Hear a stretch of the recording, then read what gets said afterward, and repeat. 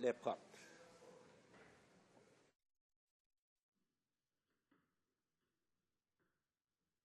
Today, Government orders, government bills, commons. Debated second reading of Bill C-54, Not Criminally Responsible Reform Act. Order. Mr. Nicholson, seconded by Mr. O'Connor, moves that Bill C-54, an act to amend the Criminal Code and the National Defence Act, mental disorder, be now read a second time and referred to the Standing Committee on Justice and Human Rights. Debate. The Honourable Minister of Justice. Thank you, Mr. Speaker.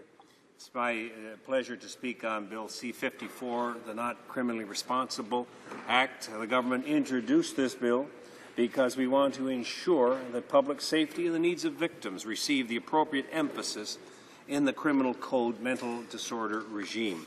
As you may know, the mental disorder regime is the part of the Criminal Code that deals with accused persons who are found unfit to stand trial or not criminally responsible on account of mental disorder. Mr. Speaker, before I describe what's in the bill, I'd like to mention what is not proposed by this bill. First, the proposed reforms do not seek to impose penal consequences on people who have been found by the courts to be not criminally responsible on account of mental disorder. The bill is grounded on the need to protect the public from accused persons who pose a danger to society. This public safety objective forms the basis for the existing federal legislative regime on mental disorders and provides the justification for the proposed reforms as well. Second, nothing in this bill would impact a mentally disordered accused's access to the mental health treatment. It's well known that an increasing number of people who become involved in the criminal justice system have mental health issues. These individuals pose unique challenges for police, courts, and correctional officials. The government is committed to addressing the challenges posed by mental illness in the criminal justice system, and we have already made significant investments to improve the way offenders with mental health needs are managed. However, that is not the focus of this bill. The Not Criminally Responsible Reform Act does not apply to all individuals in the criminal justice system who have a mental illness. Rather, this bill focuses strictly on those who come within the purview of the Criminal Code's mental disorder regime and the corresponding provisions of the National Defense Act that deal with mentally disordered accused who are tried by a court. The mental disorder regime in both statutes applies only to individuals who have been found unfit to stand trial or not criminally responsible on account of mental disorder. Individuals who have a mental illness but have not been found unfit or not criminally responsible are dealt with in the traditional criminal justice. Mr. Speaker, to better understand exactly who is captured by this bill, it's important to understand the concepts of unfit to stand trial and not criminally responsible. Unfit to stand trial and not criminally responsible are two distinct concepts in criminal law. The question of whether or not an accused is fit to stand trial can arise at any stage of the proceedings before a verdict is rendered. If an accused has been charged with a criminal offense but is unable, due to a mental disorder, to understand the nature or possible consequences of the trial proceedings or to communicate with a lawyer, then the court will make an order declaring the accused to be unfit to stand trial. Usually, treatment will be administered so that the person becomes fit and is able to be tried. But until a person becomes fit to stand trial, they are dealt with under the mental disorder regime. The question of whether or not an accused is criminally responsible for the offense charged focuses on the mental state of the accused at the time of the alleged offense. An accused may be found not criminally responsible due to a mental disorder if at the time of the alleged offense they lacked the capacity to either appreciate what they did or to know that it was wrong. Not criminally responsible on account of mental disorder was formerly referred to as not guilty by reason of insanity. The finding of not criminally responsible is neither a conviction nor an acquittal. It is a special verdict. Since a person found not criminally responsible is not convicted, the person is not punished or sentenced. Instead, the person is referred to the provincially established tribunal known as the Review Board, which is tasked with making decisions about the monitoring and supervision of mentally disordered accused persons. Following a finding of unfit to stand trial or not criminally responsible, accused persons are subject to the mental disorder regime and subject to restrictions necessary to protect the public. The Criminal Code sets out the Review Board's powers with respect to decision-making, as well as various procedural and administrative provisions with respect to the holding of hearings, appeals, ordering of assessments, etc. In determining which of the available orders should be made regarding a mentally disordered accused, the Review Board must take into account 4 factors. These 4 factors are the need to protect the public, the mental condition of the accused, the reintegration of the accused into society, and Fourthly, the other needs of the accused. Now, C-54, the bill you have before you, has three main components. First, it seeks to ensure that public safety is the paramount consideration when decisions are made about not criminally responsible and unfit accused. Second, it creates a new high-risk, not criminally responsible accused designation. And third, it enhances victim safety and victim involvement in the mental disorder regime. Now, with respect to the role of public safety in the review board decision-making process, C-54 clarifies that public safety is the paramount consideration in the decision-making process. As I just mentioned, the current approach is to balance four factors, of which public safety is one of the four factors. The approach in the Not Criminally Responsible Reform Act is to ensure that public safety is at the forefront of decision-making. In addition to clarifying that public safety is the paramount consideration, our legislation would also codify the meaning of the terms significant threat to the safety of the public. This is the test used to determine whether or not a review board should continue to supervise a not criminally responsible accused. Some provinces have indicated that review boards are interpreting this test too narrowly. To ensure consistent application across the country, our bill would codify the meaning of significant threat to the public, to the safety of the public, consistent with the way it was interpreted by the Supreme Court of Canada. It would clarify that the review board can continue to impose restrictions on a not criminally responsible accused who risks committing further criminal acts, even though they do not pose a threat of violence per se. For example, if they are concerned about a not criminally responsible accused committing thefts or break-ins, they would be able to maintain jurisdiction over them and impose the necessary and appropriate conditions. Now, Mr. Speaker, I'd like to turn to one of the key features of Bill C-54. The bill proposes a new scheme which would permit the courts to designate certain non-criminally responsible accused as high risk. This high-risk accused designation would ensure that a person so designated is held in custody and cannot be considered for release by the review board until the designation is revoked by the court. A person found by the court to be a high-risk accused would not be entitled to unescorted passes into the community. The high-risk, not criminally responsible accused scheme would apply to the small number of accused who have been found not criminally responsible and who pose a higher threat to public safety. The scheme would permit a prosecutor to apply to the court for a designation when certain criteria are met. First, it's important to note that the high-risk, not criminally responsible scheme would apply to those found not criminally responsible. It will not apply to those who are found unfit to stand trial. The reason for this distinction is that an unfit accused has not yet been tried for the offense. It has not been proven that the person committed the acts that form the basis for the offense charged. Further, if a person is not fit to stand trial, the person would also not be fit to participate in a hearing to determine whether they should be designated as a high-risk accused. If the accused is eventually tried and found to be not criminally responsible, they could at that point be subject to a high-risk designation if the criteria are met. Second, the high-risk designation process could only be launched with respect to a criminally responsible accused who is over the age of 18 years at the time of the offense.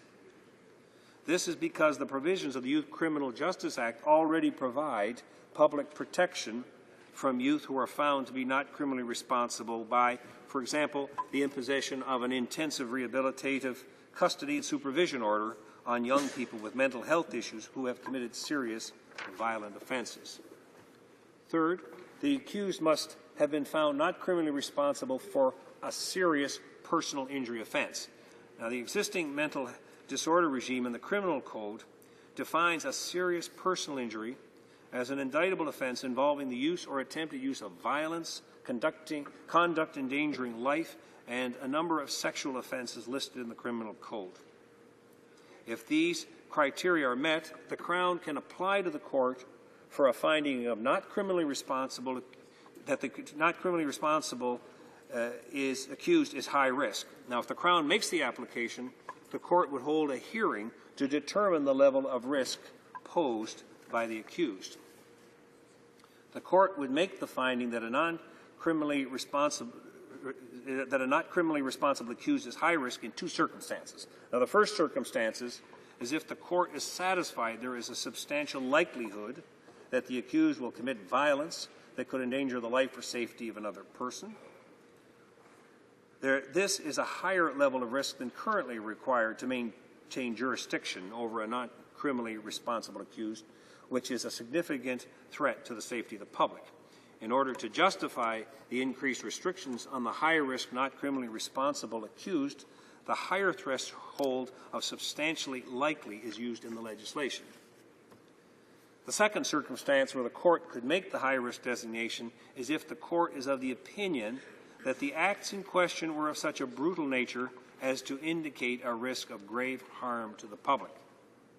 Although the level of risk posed by a high-risk, not criminally responsible accused designated under this category would be lower than in the first circumstance, the nature of the actions that resulted in a serious personal injury that forms the basis for the application points to the need for increased protection and restrictions.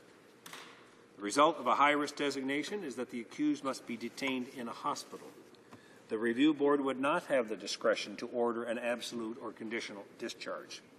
Also, the high-risk accused would not be permitted to be absent from the hospital except for medical reasons or for any reason that is necessary for their treatment. The absence would require an escort and a structured plan having been put in place to address any risk related to the leave. Generally, mentally disordered accused persons have their cases reviewed on an annual basis, but they may be extended up to 2 years in certain circumstances. Our bill would provide review boards with the discretion to extend the period between reviews to up to 3 years if the mentally disordered accused has been found to be a high-risk, not criminally responsible accused. A high-risk designation can only be revoked by a superior court of criminal jurisdiction.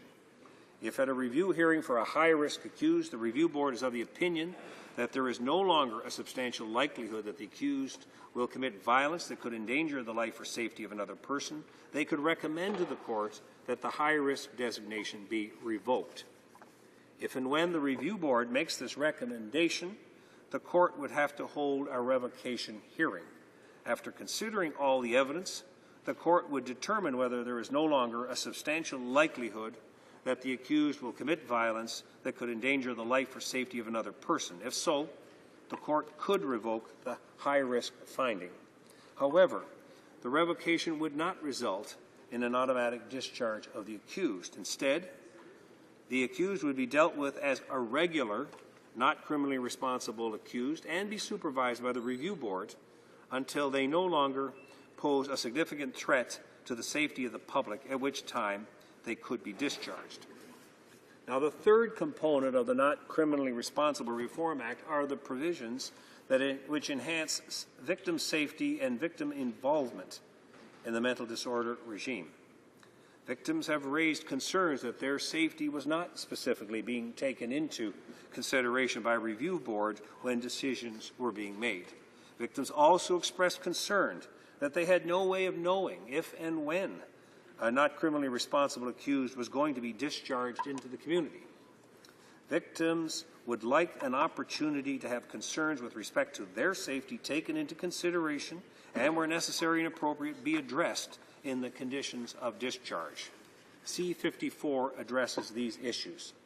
First, the bill would explicitly require that the safety of the victim be considered by courts and review boards when they make decisions with respect to persons found unfit and not criminally responsible.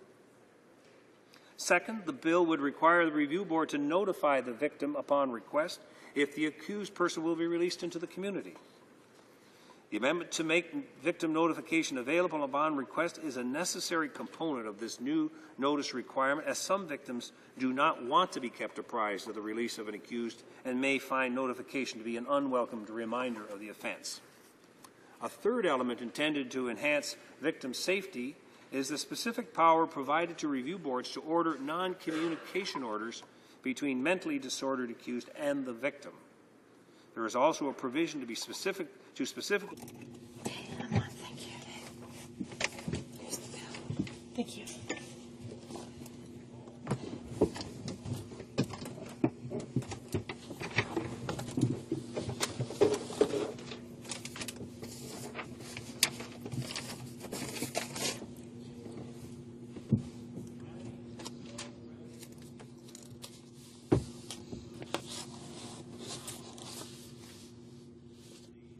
Our case, the court struck down the provision that provides for an automatic suspension of an absolute discharge immediately following a Crown notice of appeal. The proposed reforms would replace the automatic suspension of an absolute discharge with a discretionary suspension if the judge is satisfied that the mental condition of the accused justifies the suspension pending appeal. Mr. Speaker, I've had the opportunity to discuss a number of these issues with my provincial and territorial counterparts. In fact, a number of them wrote to me about concerns they've had, including the need to ensure that public safety is the paramount consideration in the decision-making process. I can confirm that my provincial and territorial counterparts support the idea of expressly making public safety paramount. Closing, Mr. Speaker, I would like to say that I think the bill effectively balances the right of the public to be adequately protected when mentally disordered accused persons pose a danger to society, with the rights of unfit and not criminally responsible accused to be treated fairly and appropriately. And I urge all members to support this important piece of legislation, Mr. Speaker. Questions and comments? Question et commentaire. L'honorable député du Gatineau. The honourable member for Gatineau. Thank you, Mr. Speaker, and I'd like to thank the Minister for his speech. I have two questions for him. First, isn't the main criteria recognized by review boards and the courts the concept of public safety? Isn't that already the case? Would the bill therefore not be redundant? The next question interests many people who are interested in these matters. Is there a Minister for Statistics who can tell members of Parliament whether people not recognized not criminally responsible, have these people reoffended with and committed odious crimes? So the question is, how many of these NCR people have reoffended? Thank you, Mr. Speaker. I'm pleased to answer both those questions. The honourable member is correct in part that the protection of the public is a consideration of provincial review boards, but it's one of four options, or one of four considerations that the board has. What we are doing, Mr. Speaker, is taking the protection of the public, one of those four considerations, and we're saying this is the paramount consideration, that you are to take into consideration the protection of the public, number one, and then the other considerations. It's not one of four, it's the paramount consideration. And so that is a substantial change. There are statistics, and I would be glad to share the report with the honourable member. And here are some of the interesting facts about those not criminally responsible. A little over 27% of individuals found of not criminally responsible have had a past finding of not criminally responsible. 38% of not criminally responsible accused of a sex offence had at least one prior NCR finding. 27% of those accused of attempted murder had at least one NCR finding, and 19% of those accused of murder or homicide had at least one prior finding of not criminally responsible, Mr. Speaker. And so these are statistics and findings that have been researched, and I would be pleased, of course, to share that with the honourable member in more detail. Questions and comments? Question and commentaire. The honourable member for Yukon. Thank you, Mr. Speaker, and I'd like to thank the Minister for his speech today. And Many of our bills focus directly on the rights of victims, and our government is moving closer and closer to recognizing that victims are an important part of the Canadian justice system, and we want to make sure they're adequately protected. And I was just wondering if the minister could talk to us about what this bill will do in terms of taking care and protecting victims, and maybe what he's heard victims say about this bit of legislation. Thank you, Mr. Speaker. The Honourable Minister of Justice. Thank you. I want to thank the member for Yukon and thank him for his interest in all our reforms in the criminal justice area, and I certainly appreciate the support he has given to this particular piece of legislation, and indeed the other pieces of legislation, Mr. Speaker, that we have presented to Parliament.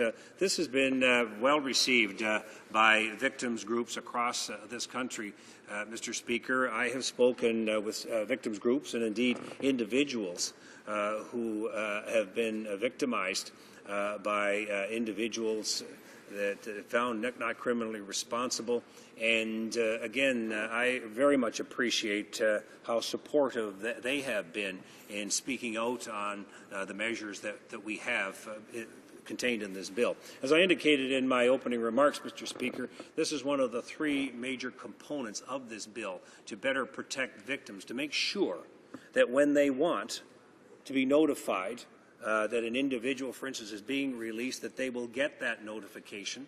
And, Mr. Speaker, you're familiar with the criminal code provisions with respect to bail and the ability of the courts to impose certain conditions on an individual in bail in terms of staying away from the person who, the individuals who have been victimized, or the accusation is that the individuals who have been victimized, and to extend those to the review board, I think, is only reasonable, so that the individual who's being released can have conditions put on them that take into consideration where the victims live, where the victims go to work, school, and so that will play a part in the conditions that are placed upon that individual. So again, Mr. Speaker, that's one of the three major components and one of the ones I'm most proud of in this bill. Questions and comments? Questions et commentaires. L'honorable député. The honourable member for Rimouski, Nejet-Témiscouata, Les Basques. Thank you, Mr. Speaker. My question, we've heard from the Department of Justice that the provinces will incur higher costs because they are responsible for administering justice, and I've heard that provinces will not be compensated for those increased costs. Can the minister confirm that provinces will receive additional funding to administer this act? I would also like to know from the minister whether any negotiations or discussions have been held with the provinces in that regard. We were quite concerned about this issue with regard to other bills like C-10. So what is it in this situation?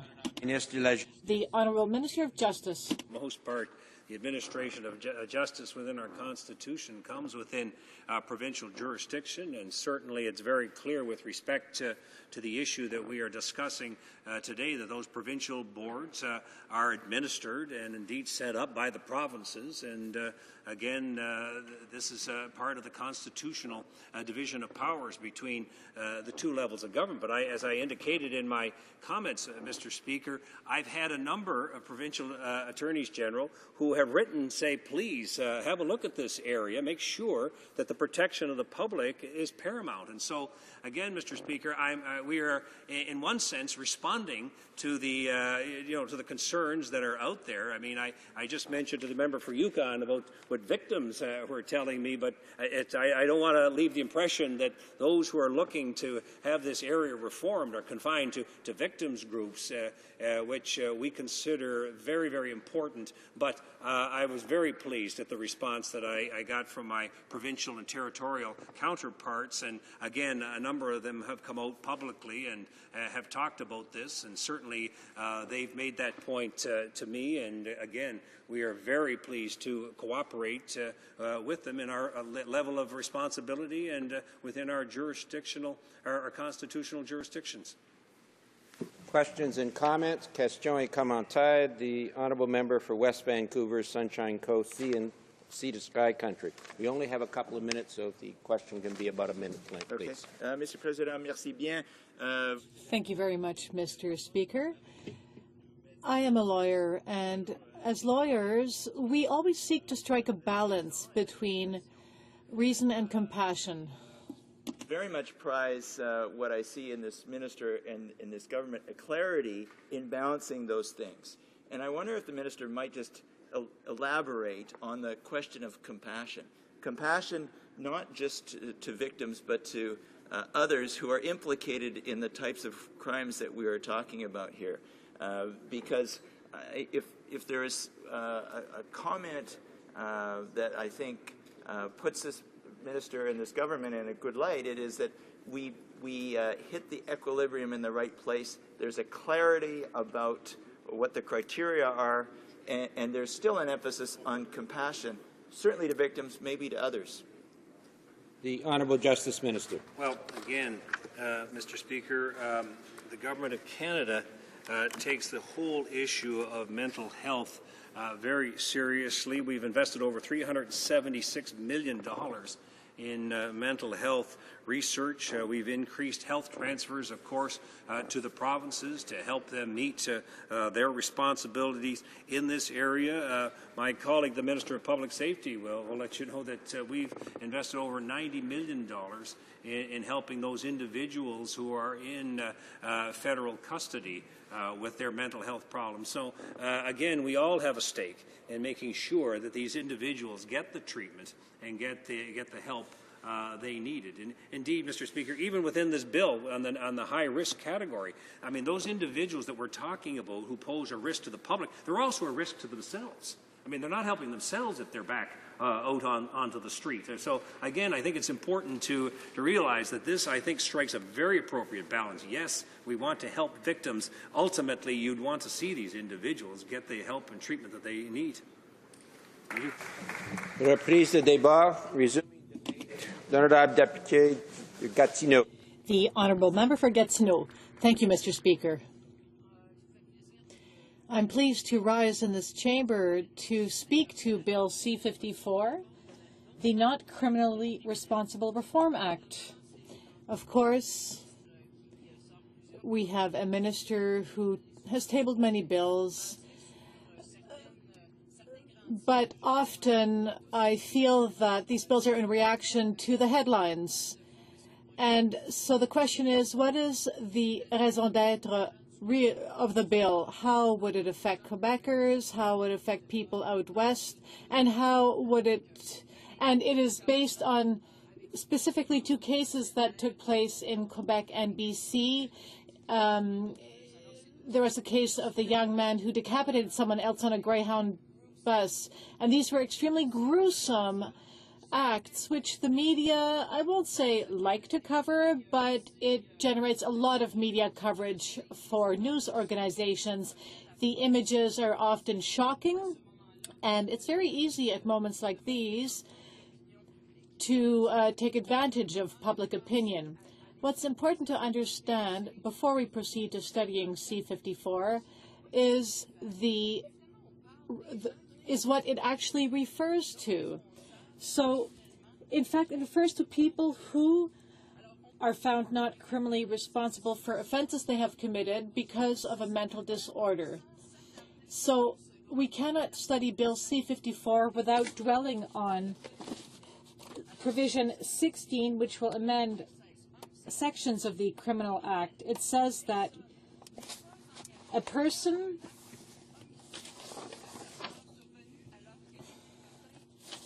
will not be found criminally responsible due to a mental disorder which prevented this person from judging the act or the omission to act, or which prevented the person from knowing the act was a bad thing.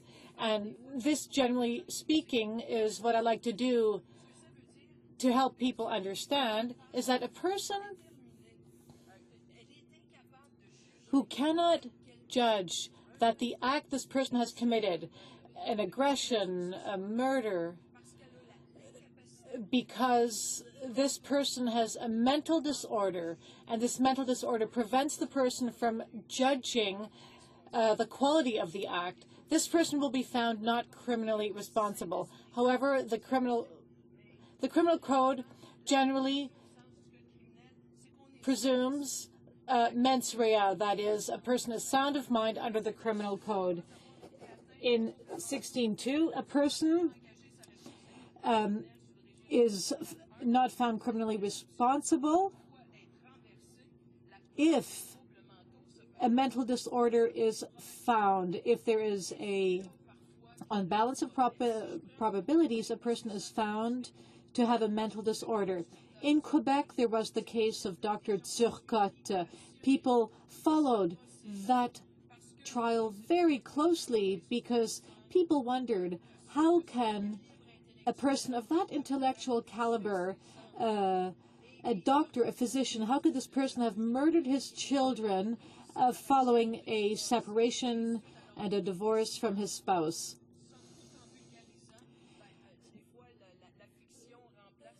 Often fiction replaces reality, and what people don't really understand is the type of evidence that needs to be presented before a court. The criminal code also says that if it can be shown that an accused does not have the mental capacity to understand his or her actions, this person should be given the chance to prove this was the case, and the case will then be judged on a balance of probabilities. The problem, Mr. Speaker, often has to do with how you define what is a mental disorder. This is very difficult. However, history can teach us lessons, and so it is very important to look to the past and to look at past decisions in this House. For instance, there is in 2002, the Standing Committee on Justice and Human Rights issued a report on mental disorders as dealt with in the criminal code. At the time, the government responded to this report, which was tabled by the Justice Committee. The government decided to uphold the wording in the criminal code, that is Section 16, with regard to mental disorders. And Section 2 of the criminal code, and I think it is important to mention this, defines mental disorders in the following way. Any mental disorder, and it is up to the judge and not to the jury, because people often thought the jury decided whether a person was mentally competent or not. So it is up to the judge to determine whether evidence has been presented on a balance of probabilities, whether a person suffered from a mental disorder. So the judge is the one who decided whether a person had mental health issues or not. Following the Supreme Court's decision in R versus Cooper in 1980, the definition was upheld and remained consistent. That is, any mental disorder which affects human judgment and this would include a person having ingested substances and then committed an act for which the person was not aware of, and which the person could not judge the quality of. So the bar is set fairly high, and again, it takes a balance of probabilities. For those who have follow criminal law and who are interested in this matter, and for people who have followed trials involving these cases, well, they know that the evidence is not based on what a family member might say. Evidence is based on establishing evidence based on psychiatric information. That is, experts will testify to the mental capacity of an accused. So here I stand, and I say that the courts call upon experts to provide evidence with regard to the mental state of an accused. All of this is taken into account during a trial. then there is a decision. A judge may decide that a person is to be found not criminally responsible for reasons of a mental disorder. Now, when such a decision is made, and you have to understand, and I would encourage people to read the Quebec Bar Journal of February 2013 on page 8.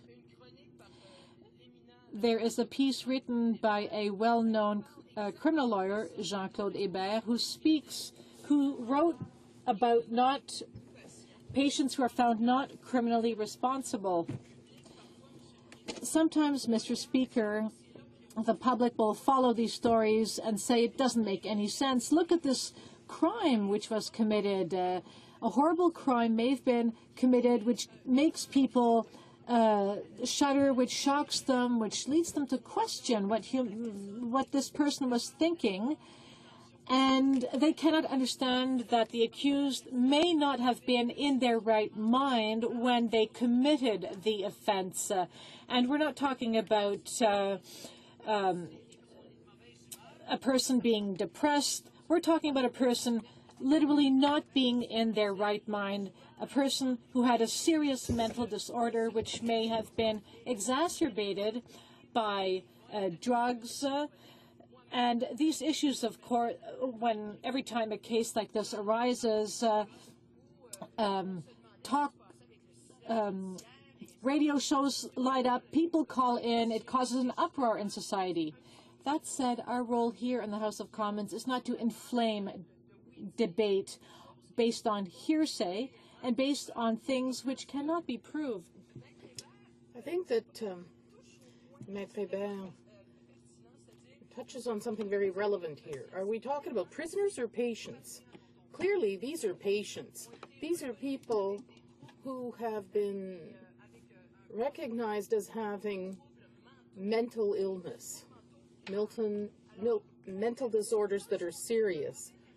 So if we think the verdict is a bad one, there's a solution for that. You're a lawyer like I am, Mr. Speaker. In a context like that, that means that there can be an appeal if we're not happy with the verdict. If the facts are correct, I think that Mr. Turcotte's case is being appealed. If we think that the diagnosis and the judge's decision,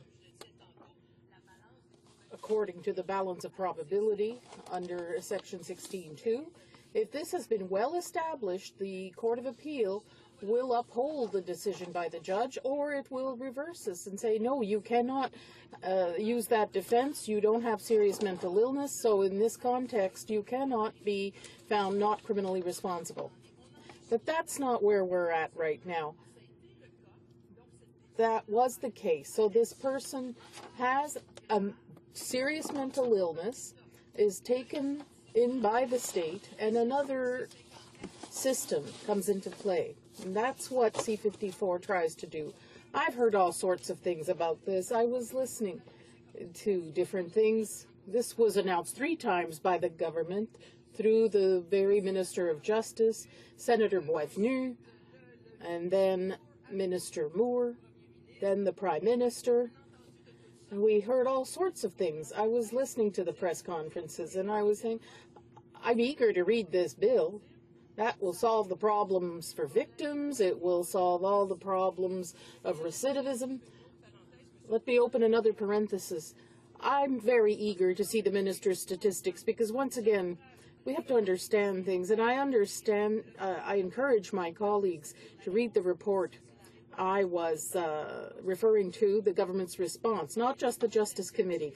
These are the recommendations of the committee and then the government's response to those recommendations. That shows that the percentage of people found not criminally responsible for crime, regardless of what the Boisvenus of this world may think, who think there are hundreds out there, there aren't.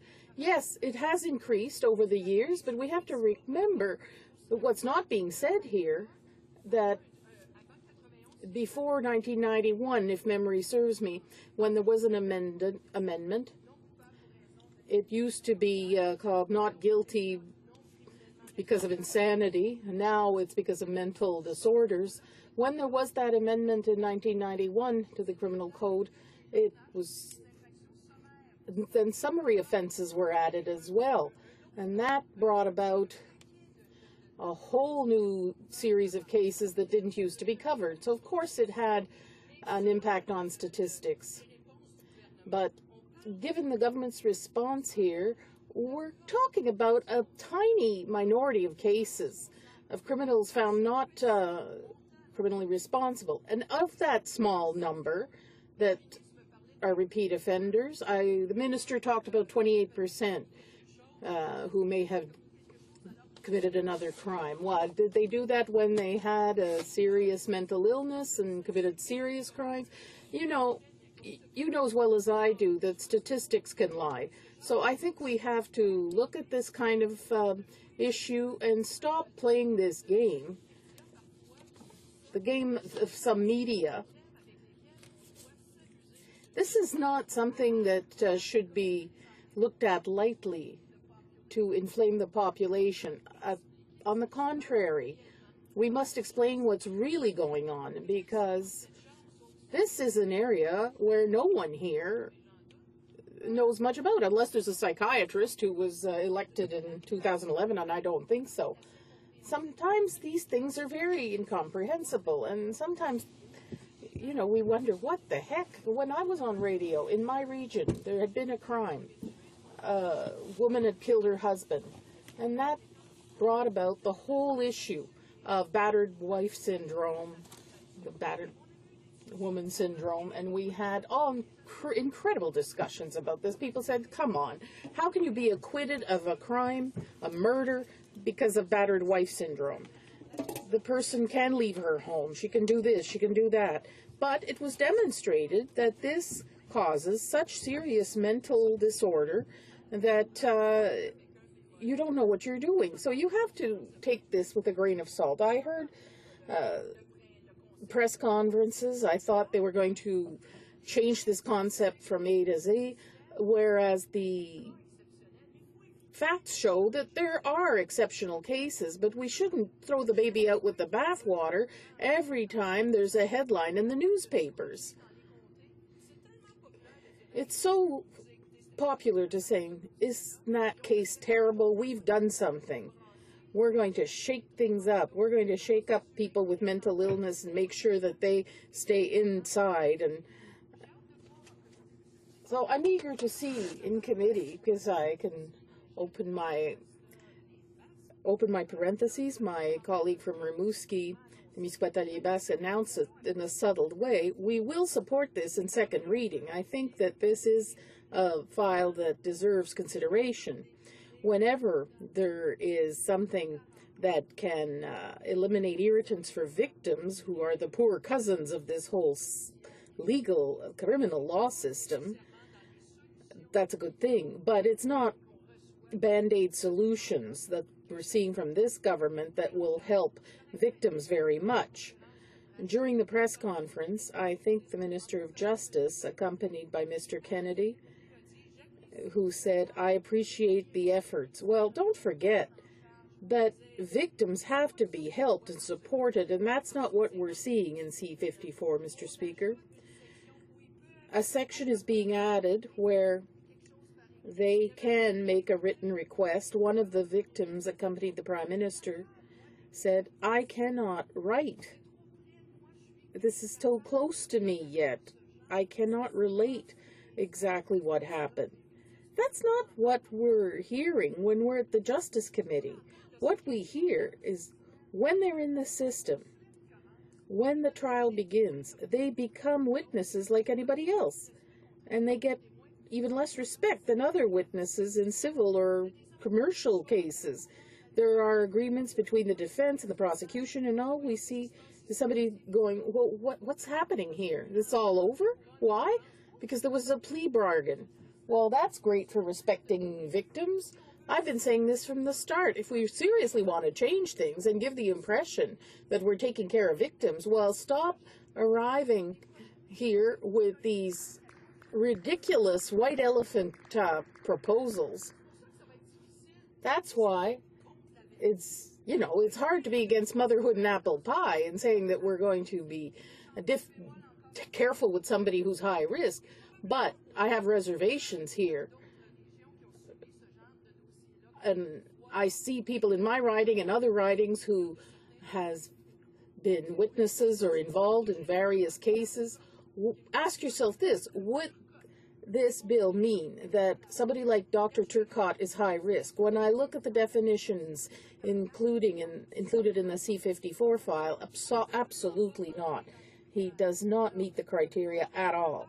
So seeing this senator who, after the adoption of this bill, because I'm not blind here, I know that past behavior is pretty indicative of future behavior, and I see them going around Canada and Quebec and saying, well, we are looking after reforming things here.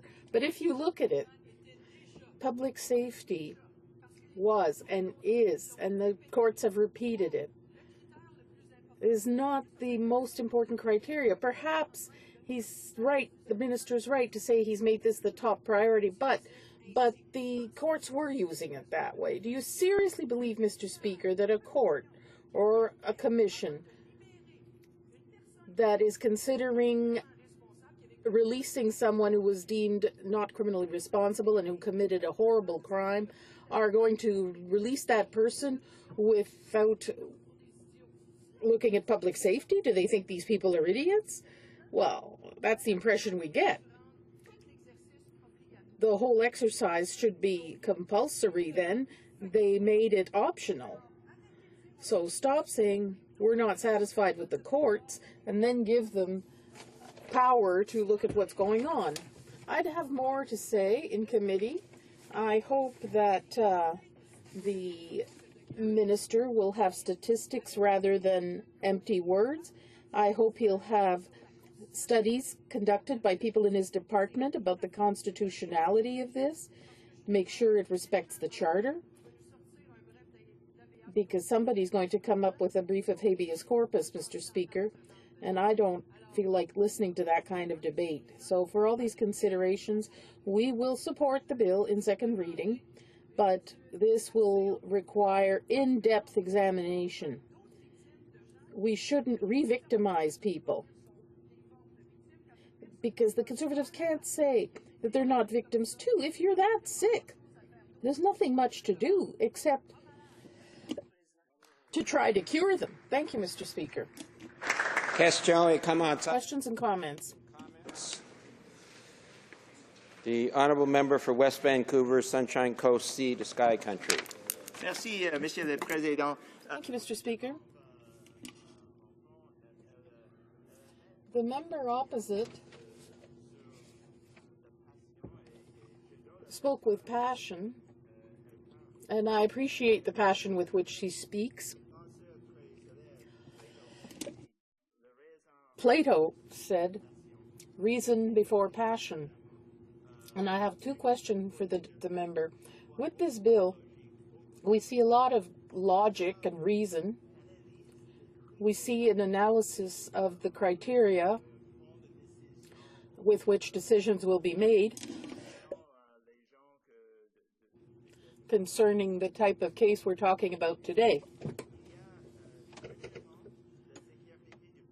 The first thing is public safety. That's the first consideration, which the minister has put forth.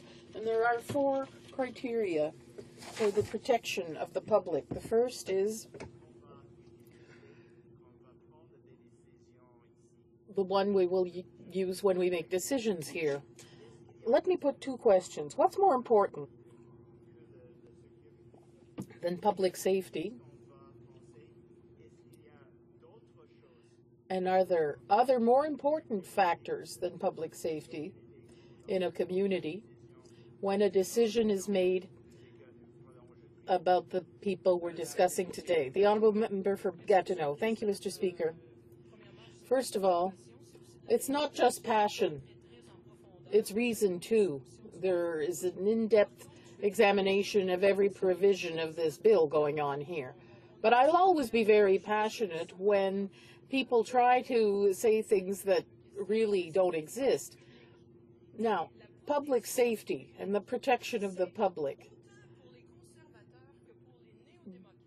For the Conservatives and the NDP, this is a priority. I never said the opposite one single time. However, you have to stop thinking people are so stupid as to believe this is not being done. Error is human. I am fully in favor of trying to remove the possibility of error as much as possible. If the fact that we write down what's already precedent, and anyone who's a lawyer here knows that there are various things that we use to support our case in court.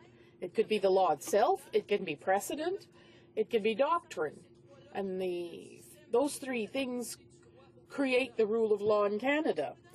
Precedent has already established that public safety, the protection of the public, is a criteria. Not one of the criteria, a criteria, the criterion that is to be examined before releasing anyone. Is it applied? That's another matter. But it's not because this will be written in law that it will necessarily mean that it'll be applied better, because a judge or a commission, a board might say, well, I think that public safety is all right, given the facts that were presented, and maybe 6 weeks or 6 months later an incident will happen. When you're dealing with human beings, there's no 100% guarantee. I don't like these false prophets who go around thinking that they are solving every problem in the world when in fact they're not at all. Questions and comments? The honourable member for Saanich Gulf Islands. Thank you, Mr. Speaker. Je veux dire un grand merci à I would like to thank the official opposition justice critic. I found that her speech was very interesting and very important, because this is about human rights.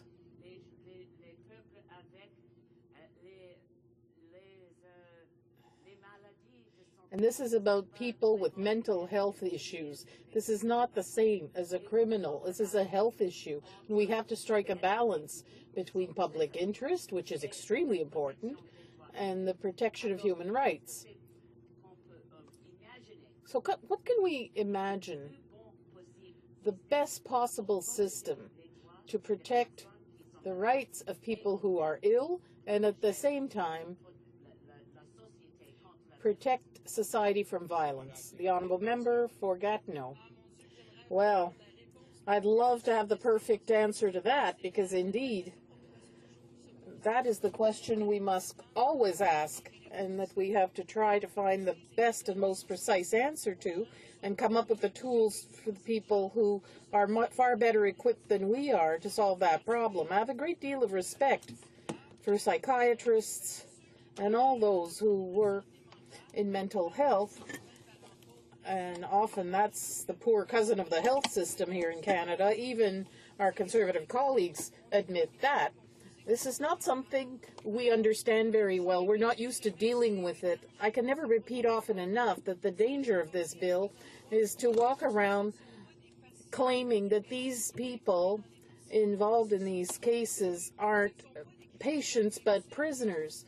They're not criminals like Bernardo, for instance. These are not criminals like someone who coldly, without regard for the lives of others, decides to commit ignominious crimes. Here we're talking about serious mental disorders. I can never repeat this often enough. If we don't like the verdict, attack the verdict, appeal. If we're reasonably satisfied with the verdict and they're final and the person is taken into custody in some way, I think that the system needs more investment in mental health care, so that we can be more satisfied that these people are treated properly. But claiming that society is full of people who were found to be not criminally responsible and that are mentally disordered walking around our streets, unfortunately, I think that's very sad. However, we have to make sure that these people and the victims are informed. There are good things about the bill, and I said that in my speech, Mr. Speaker. But what I don't like is how the table is set sometimes, because it removes credibility from this bill when you look at the kind of political discourse is going on here with something as serious as mental health problems. It's time for statements and les déclarations des députés. Statements by members, after which there will be time for another question. The honourable member for Durham. Mr. Speaker, this weekend Canada will welcome Mr. Sakuji Tanaka, the President of Rotary International. Today he will join celebrations marking 100 years of Rotary in Toronto, and tomorrow he'll highlight the leadership role of Rotary in the effort to eradicate polio. Rotarians are the voluntary backbone of their communities, and Canadians appreciate their work with youth, seniors, and on important local projects.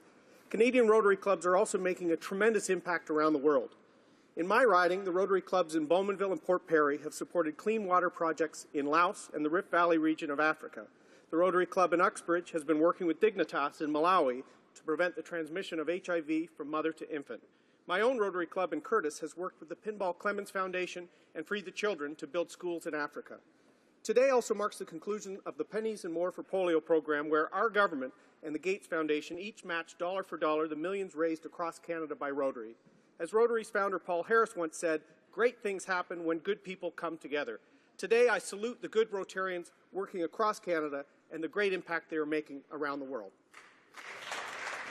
The honourable member for St. John's East. Mr. Speaker, this Conservative government just doesn't get it. After Liberals and Conservatives stole $57 billion from the EI fund, the Conservatives are making things even worse for the unemployed, for seasonal workers, and for those in precarious or intermittent work. Now less than 4 unemployed in 10 have access to benefits, and they're decreasing those. Don't they realize seasonal industries are an important part of our economy? Forestry, fishery, construction, agriculture, tourism too. It just hit the $1 billion mark per year in my province of Newfoundland and Labrador. Then they say that people don't want to work. Join me on the plains from Atlantic Canada filled with workers off to Alberta, Fort McMurray and beyond, and other parts of Canada and the world for weeks and weeks at a time. The long commute. Culture of defeat? I don't think so. They want to work, and so do the unemployed. But they don't want to be treated like offenders or fraudsters, have their incomes reduced, their communities hurt. Roll back these callous Conservative cuts and stop attacking the unemployed. The honourable member for Yukon. Mr. Speaker, February may be the dead of winter, but that doesn't slow Yukoners down. The Yukon Quest International Sled Dog Race celebrated its 30th year. Wow. Congratulations to the dedicated volunteers and organizers who have made this race a world-renowned success year after year. Mr. Speaker, I'd also like to recognize the athletes, both the drivers and the dogs, who endure the world's toughest sled dog race. Earlier in the month, Michael Sumner, Yukon's own Special Olympian figure skater, won the silver medal at the World Championships in Korea.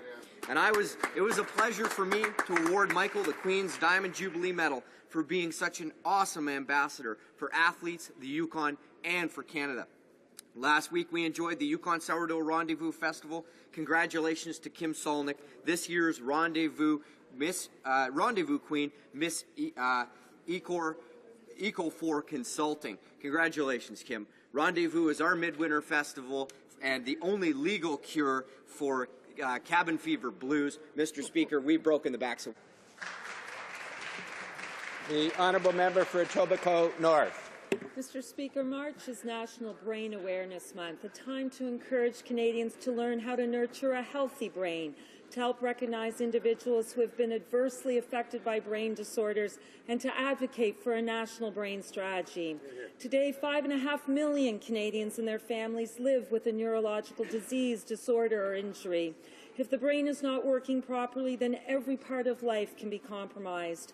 Often people living with a brain condition face stigma and a general lack of understanding about their condition, leading to feelings of frustration, hopelessness, and isolation. The National Population Health Study of Neurological Conditions will end in March 2013. My appeal is for a joint meeting of federal, provincial, and territorial ministers of health to help support the development of a framework working with stakeholders across the country towards a pan-Canadian action plan for the brain. The honourable member for Glengarry Prescott Russell. Thank you very much, Mr. Speaker. Canadians are proud of our veterans and their heroic efforts to protect our democratic systems and beliefs. Many of them sacrificed their lives or their safety in order to serve Canada. I am proud to reiterate the important support that our government provides to veterans, such as Mr. James Joyce, a World War II veteran from British Columbia, who is visiting Ottawa today with friends from my riding of Glengarry Prescott Russell. Mr. Joyce served for 4 years in the Royal Canadian Navy, on the frigate Poundmaker in the Atlantic, and on the minesweeper Miramichi in the Pacific. Like all veterans, including World War II veterans in my own riding, he is deserving of our respect and admiration for his courage. Mr. Speaker, our Conservative government listens to veterans. Under our Prime Minister and the Minister of Veteran Affairs, we have responded by delivering record amounts of funding and key programs. We recently put in place Helmets to Hard Hats, the new Veterans Charter, and the Veterans Transition Action Plan to help veterans transition to civilian life. I assure veterans of our government's commitment to providing services that meet their needs and those of their family. Thank you, Mr. Speaker. The honourable member for Louis Saint Laurent. It is with great pride that last Wednesday I saw the vast majority of my colleagues rise in this House to support my private member's bill C-419, calling on bilingualism for officers of Parliament. Ce projet de loi a une grande importance. This bill is very important in affirming the desire of MPs in Canada to maintain institutional bilingualism. By supporting the initiative, we helped to make Parliament a fair and more representative institution. It's a great victory for all minority language communities. I would like to take this opportunity to highlight the enthusiasm of Moncton and Dieppe in Acadia and St. Boniface in Manitoba, where I've seen with my own eyes the importance of French to them. Beyond ideological differences, we are able to work together for the good of our country. It is with cooperation and good faith that we will succeed in strengthening Canada's official languages from coast to coast to coast. Merci à tous ceux qui ont supporté. Thanks to all those who supported C-419, and I hope my bill will continue in the same way in this House. Thank you. The honourable member for Ottawa-Orleans. With pride and humility that I congratulate Global Community Alliance, which held its 4th annual gala last Saturday. Global Community Alliance est l'un des 300 Global Community Alliance is one of 300 organizations in Ottawa-Orleans that relies heavily on a precious resource, volunteers. Its annual gala aims to highlight diversity and encourage unity in Ottawa, values that our community holds dear. Yomi Pratt did an excellent job organizing the event, which raised money for Black History Month. Congratulations to Yomi and his wife, Kelly Pratt, and to Ryan Pascal for his inspiring speech, and to Bertilia Christian, Tara Morissette, Ewart Walters, Adrian Codet, Gabriela Bernal-Astrain, and the Honourable Yassir Naqvi and my friend June Gervin for the recognition they received. À tous, merci. To all, thank you for making Ottawa-Orleans and our national capital a place where everyone has the chance to succeed. The honourable member for St. Catharines. Well, Mr. Speaker, March the 10th will mark the 100th anniversary of Harriet Tubman's death. Harriet Tubman escaped slavery to become one of the great heroes of the 19th century. She was best known as the conductor on the Underground Railroad, where she risked her life to rescue people from American slavery by bringing them to freedom here in Canada. She helped these black refugees settle after their arrival and played an active role in the campaign to abolish slavery in the United States. The last stop on that railroad, Mr. Speaker, was Harriet's church, the British Methodist Episcopal Church of St. Catharines. Mr. Speaker, on March the 9th, I'll be proud to join members of the BME Church in St. Catharines and invite anyone who is interested to join our community in celebrating the life and achievements of Harriet Tubman, one of Canada's greatest abolitionists and a woman who made an historic difference. The honourable member for Louis-Hébert. Mr. Speaker, the people of Louis-Hébert are furious this tax season. It's already an exercise that was painful for people without things being needlessly complicated, and yet that is what this government is doing by not automatically sending tax returns to all those who want them. It's not true that everybody is able to use tax software or pay for an accountant. The Minister of National Revenue should know this. She headed an income tax return prep program for seniors. These are people who are upset, and they're calling us at our riding offices, like the 80-year-old woman who felt that this decision was unacceptable. People are furious to not get their tax returns in the mail, furious not to be able to talk quickly to someone on the phone, furious at not being able to get the full tax package or the return form that they're supposed to have in the package. We can't eliminate paper for those who can't use other means. It's unacceptable. I ask the Minister of National Revenue to listen to reason and to respect the choices of each taxpayer starting next year. Member for Nanaimo, Alberni. Mr. Speaker, I rise in the House today to commemorate the tragic murder of Shahbaz Bhatti 2 years ago. As Pakistan's Minister for Minorities Affairs, he worked bravely and tirelessly on behalf of minority groups, many of whom were discriminated against under Pakistan's blasphemy laws. Minister Bhatti himself was well aware of this. He was the first and only Christian in the Pakistani government's cabinet. Despite escalating violent threats, he continued his work bravely and undaunted until he was savagely gunned down on the street following a visit to his mother's home in 2011. Our government is committed to continuing the legacy of standing up for the natural rights and freedoms of all, freedom to worship under peace and security. Our new Office of Religious Freedom will not only advocate on behalf of religious minorities under threat, but also promote the values of pluralism and tolerance. Mr. Speaker, I hope that all my colleagues will join me not only in remembering Shahbaz Bhatti, but on carrying on his fight for freedom of religion and freedom of conscience.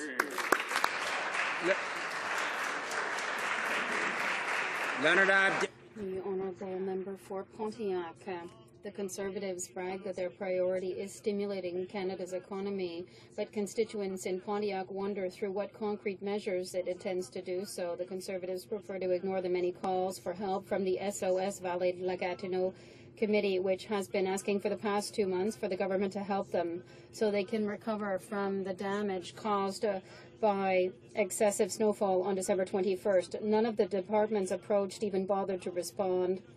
But the local economy is paying the price. This is completely unacceptable, Mr. Speaker. Furthermore, what is the Conservative government doing to help workers who have worked hard their entire lives at the White Birch plant in Messanger, whose pensions have been cut by over 50% when the employer went bankrupt?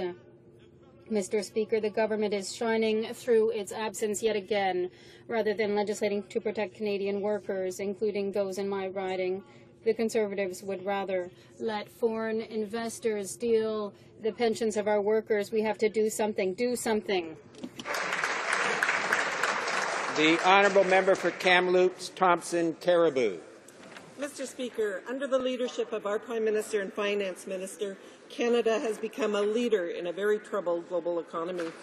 Today, Statistics Canada revealed that our economic growth in the last quarter has led all G7 countries. Under our government, Canada has also led the entire G7 in job creation, with over 900,000 net new jobs created since July 2009. While our government is creating jobs, the NDP is proposing a $21 billion job-killing carbon tax that would increase the cost of gas, electricity, and everything. But, Mr. Speaker, that's not all. The NDP is also proposing over $50 billion to implement an array of social programs, from a 45-day work year to state-run childcare. Mr. Speaker, Canadians simply cannot afford the NDP. The honourable member for Guelph. Mr. Speaker, within the press gallery, we are fortunate for so many talented individuals. A shining example of dedication not only to Parliament and Canadian politics, but also the agricultural sector is Barry Wilson. Among its longest-serving, Barry has reported on Ottawa politics and agriculture for over 30 years, a career he began after catching the politics bug while growing up on a farm in Gatineau in the shadow of the Peace Tower. He began collecting political memorabilia, impressively including the autographs of all 22 prime ministers, now proudly displayed at Carleton University. Through 13 federal elections, Barry ensured that agricultural policies and the politicians involved are both held to account and given a fair hearing. His achievements were rightly honoured in November when he was inducted to the Canadian Agricultural Hall of Fame, only the second journalist after trailblazer and Manitoba Free Press correspondent Cora Hind. I think it only appropriate that we here assembled in the House of Commons, a place close to his heart, join the Canadian Agricultural Hall of Fame in honouring Barry Wilson for years of service, and we look forward to the many more to come. The honourable member for Mississauga, Brampton South. Day after day, week after week, our Conservative government continues to work hard for Canadians from coast to coast to coast. As a matter of fact, this weekend, members of our caucus, including myself, will be heading home to our ridings to continue our work for Canadians. While we're focused on the economy and keeping taxes in the pockets of hard-working Canadians as much as possible, the opposition has a different plan in store. They'd like to bring in a brand new carbon tax. Shame. Listed on page 4 in black and white of their party platform, the Leader of the Opposition and his party want to impose a sneaky $20 billion job-killing carbon tax. Mr. Speaker, this would increase the price of everything, from gas to groceries to electricity. I don't know about you, but I certainly think we pay too much for gasoline already. We call on the Leader of the Opposition to come clean on their job-killing carbon tax with Canadians. Hear, hear. The honourable member for Vaudreuil-Soulanges. Mr. Speaker, we knew that the Conservatives were prepared to do anything to defend the lowliest actions by the senators, and we understand better why. In addition to using their fundraisers to campaign using public funds, they're using their majority in the Senate to be tough guys against those who dare to tell the truth. Senators are now attacking the parliamentary budget officer, the man who told Canadians the real cost of all the Conservatives' actions. The senators will attack employees who condemn abuse in the departments. Is that what's going to happen next? Not a bad system. In the NDP, we believe that the role of the parliamentary budget officer is essential, and we refuse to support a vestige of an undemocratic and unaccountable past like the Senate. The so-called upper chamber has to go. That's it. The honourable member for Cypress Hills, Grassland. Since the last election, Canadians have wondered how many of the NDP caucus are actually committed to Canada. Yesterday, Canadians got their answer. Mr. Speaker, today in the National Post we read, NDP defection leaves the NDP leader facing a mess of his own making. The Toronto Star says, when Federalist political parties play footsie with separatists, bad things can happen. Tasha Garrison warns, the NDP can forget about 58 seats in La Belle Province, forget about being a government in waiting, and backbenchers can forget about even holding their own seats. Elizabeth Thompson says the defection exposes the NDP's Achilles heel and had all the finesse of a knife sliding between shoulder blades. Joan Bryden of Canadian Press says the defection raised doubts about the NDP's ability to hang on to its newfound base in Quebec. Mr. Speaker, the leader of the NDP needs to step up. If he won't separate the separatists from his party, Canadians will separate his party from Parliament.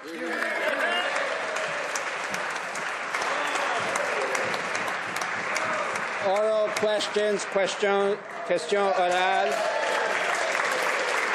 The honourable member for Skeena Bulkley Valley. Thank you, Mr. Speaker. Once again, Conservative economic projections are proving dead wrong. GDP numbers are worse than what this finance minister is banking on. Scotiabank confirms, and I quote, momentum in the Canadian economy has thoroughly waned. And in the U.S. today, potentially disastrous budget cuts are kicking in. In the face of so many threats to our economy, are the Conservatives really planning another austerity budget that would further weaken our economy? Plan A is looking pretty weak right now. Does he even have a Plan B? The Honourable House Leader. Mr. Speaker, once again, the NDP show that they don't really grasp economics, because if they saw the numbers today, they say they actually tell a pretty good story, that Canada is actually leading the G7 in economic growth. And what's more, 5 of the other 6 countries are actually experiencing an economic shrinkage, and the next best country is the one that's actually facing the fiscal crisis right now. If they want to see an example of what happens when you adopt NDP spending plans, including this week's proposal for a $5.5 billion housing plan, they can just look south of the border and see what happens when you're in debt up to your ears. The honourable member for Skeena Bulkley Valley. The only shrinkage Canadians will see will be from this Conservative government's cuts to services and infrastructure spending that our economy actually needs. Conservative mismanagement has put the Joint Support Ship program into disarray. New Democrats and Canadians support this program because it's good for our Navy, good for our economy, and creates real jobs. Why are they continuing to ignore the advice and evidence of the Parliamentary Budget Officer? When will they stop shooting the messenger long enough to actually listen to the message? The Honourable Government House Leader. Well, Mr. Speaker, the NDP leader has been getting a message, and I see that he's going to be in Sherbrooke today, which is actually quite timely because he'll be with his NDP candidate there, his own hand-picked candidate since he chose them all. And that's a candidate who's now an MP, in my campaign I said sovereignty will be done in Quebec. And then he went on to say we will respect sovereignty in the NDP. I guess the reason the NDP leader is in Sherbrooke today is to try and prevent a repeat of what we saw yesterday. The Honourable Member for Skeena Buckley Valley. And now we have, Mr. Speaker, the unelected, unaccountable, and under investigation Senate now doing this Conservative government's dirty work going after the Parliamentary Budget Officer. Senator Ann Cools actually said this: the mistaken and false notion that Kevin Page is a watchdog of Parliament with a mandate to oversee the government's activities in the realm of public finance, he is not. This is pretty rich coming from a Senate that doesn't have the ethical capacity to look after their own public finances. When will the government call off their Senate attack dogs and let Kevin Page do his work for Canadians? Honourable Government House Leader. Well, I know he's critical of independence, but it seems not everybody who belonged to the NDP caucus is so critical of independence, at least for Quebec.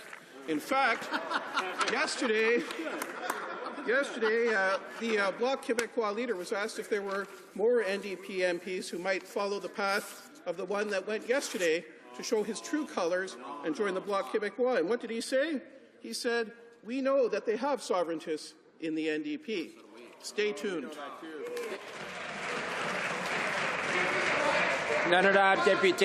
The Honourable Member for Hull-Aylmer. They really have no shame. They have their Senate do their dirty work when it is caught in a spending scandal the likes of which we've never seen. The Parliamentary Budget Officer, who revealed how amateurish the Conservatives are in many files, had to drag the Conservatives to court just to get documents to do his job. Someone ordered the doormat Senate to block this move. Which Conservative gave that order? Thank you, Mr. Speaker. The government is proud to have taken the decision to build ships in Canada. The only sinking ship in Canada right now is the NDP ship, and the proof is that one of the sailors left the ship yesterday. The Honourable Member for Hull-Aylmer. Economic analysis carried out by Kevin Page has always had more credibility than that of the Minister of Finance because, as opposed to the Conservatives, he does not hide information. Mr. Speaker, economic growth for 2012 was under 2%, and this was down compared to 2011. The economy contracted last December. But what are the Conservatives doing? They are cutting even more programs and services. Austerity during a time of economic slowdown is a recipe for disaster. Will the Conservatives do the right thing in the budget? The Honourable Government House Leader. Mr. Speaker, I want to thank this former member of the Bloc Québécois for her question on the economy. And it's a question, again, that I'm surprised to hear coming from the NDP, concerned about the fiscal situation as they propose spending proposal after spending proposal that would put Canada billions of dollars deeper in debt. $56 billion in spending before last week. Last week, they added another $5.5 billion in a social housing program that Canadian taxpayers can't afford. They want to know where you go when you hit that black hole of debt. Just look south of the border and see real crisis. The Honourable Member for Markham Unionville. Monsieur le Président. Mr. Speaker, this government definitely does not master even basic math principles. Thankfully, Kevin Page has demonstrated the financial incompetence of the government in the shipbuilding file. How can Canadians have confidence that this government will deliver projects on time and on budget, and that our forces will have the equipment they need to protect our country? The Honourable Government House Leader. Our government has taken the decision to build ships in Canada, and we are proud of that decision. We are taking the time we need to make sure the purchases are well made. Under the Liberals, only one purchase was made in 13 years, and that purchase was for submarines which don't even work. Mr. Speaker, with this government you get bad budgeting, bad management, jobs at risk, and less equipment for our armed forces. This isn't the first time we've had these problems. Helicopters, trucks, ships. Oh my, Mr. Speaker. Perhaps the government can answer this simple question. Will they let their continued mistakes leave the Canadian forces ill-equipped to handle future challenges and cost Canadian jobs at a time when, just today, we hear that Canada's economic growth remains anemic? The Honourable Government House Leader. Mr. Speaker, it's entertaining getting questions like this from a Liberal Party that their own Chief of Defence Staff described their purchases and their approach to the military as a decade of darkness. The only purchase the Liberals made when they were on the watch was to purchase 4 submarines, 4 used, leaky, unworkable submarines from the British. That's their idea of re-equipping the Canadian forces. We've done real steps to really deliver, including a program to purchase ships that will deliver thousands of jobs all across Canada. I'm not surprised they're against that. The Honourable Member for Bourassa. Well, hopefully they will not spew any nonsense in answer to my question, which is simple. While partisan politics are being played out here, seasonal workers are losing their jobs. They're facing a black hole. They might fall on the welfare rolls. The Veterans Affairs Minister said that studies were being carried out, which is why the reform is being done. The minister said that no reform is being done. The government is trying to find savings of $330 million. Eastern Quebec is being hit hard. Is the government going to bring in a pilot project if they don't want to bring about a moratorium on their reforms? Secretary. Mr. Speaker, our government has brought in sensible changes for the EI system to make sure that people who are looking for jobs can find jobs in their field. This initiative does not change the fact that Canadians are responsible, or rather Canadians have to do certain things when they receive EI benefits. However, workers can always get EI benefits when they need them. The Conservative government so blurred the line between the executive and the public service that they don't know where it is anymore. A month ago, they published partisan attacks on CEDA's website, which violate Treasury Board rules, and they're doing it again. The Canadian Mortgage and Housing Corporation has publicly commented on bills proposed by the opposition. Will the government stop using public servants as if they were agents of the Conservative Party? And will they let public servants do their work in peace? Mr. Secretary. Thank you very much, Mr. Speaker. With respect to CMHC and this issue with regards to website postings, it's entirely appropriate for a Crown Corporation to post their costing of a legislative item for the House of Commons. We see that regularly here. In fact, opposition members often ask for these items in order to make sure that they know what is occurring. That's exactly what CMHC is doing. I ask, and what we've put forward is a plan to make sure that Canadians have opportunities for housing, have opportunities to deal with homelessness, all of which are things that the NDP vote against. The Honourable Member for St. John South, Mount Pearl. Mr. Speaker, these partisan attacks on government websites make it clear the Conservatives are running scared. Why else would they waste taxpayers' money and government resources attacking a new Democratic bill? It's a private member's bill, Mr. Speaker. It costs nothing. Instead of answering Canadians' calls for a national housing strategy, people are hurting. Mr. Speaker, the government is breaking its own rules and hiding behind partisan attacks. Mr. Speaker, when will Conservatives stop using the public service for political cheap shots? The Honourable Parliamentary Secretary. Mr. Speaker, let's be very clear. The member opposite has his facts absolutely wrong. The difference between the main estimates reflects a shift between contribution funding and grant funding. The total budget for the Homelessness Partnership Strategy is exactly the same and will continue to be funded to 2014. This is our programs fund and make sure that those individuals that need a roof over their head have it. Unlike the NDP, they put forward again and again schemes to make sure that Canadian taxpayers can afford a home. So whether that be their $21 billion carbon tax or other items that they put forward, we want to make sure Canadians have houses and homes over their heads. The honourable member. Mr. Speaker, the entire planet is going through very difficult economic times. The Eurozone is in trouble. The U.S. is close to sequester, which puts at risk the entire North American economy. And Canadian economic growth was anemic in the last quarter of 2012. So in this context, what is the Conservative priority? To attack the parliamentary budget officer, the person who works to tell Canadians the truth about the government's finances. This is completely unacceptable. When will the Conservatives stop their repeated attacks on the parliamentary budget officer? The Honourable Parliamentary Secretary. Merci, Monsieur le Président. Et comme on a dit... Thank you, Mr. Speaker. And as we said repeatedly, our priority is economic growth.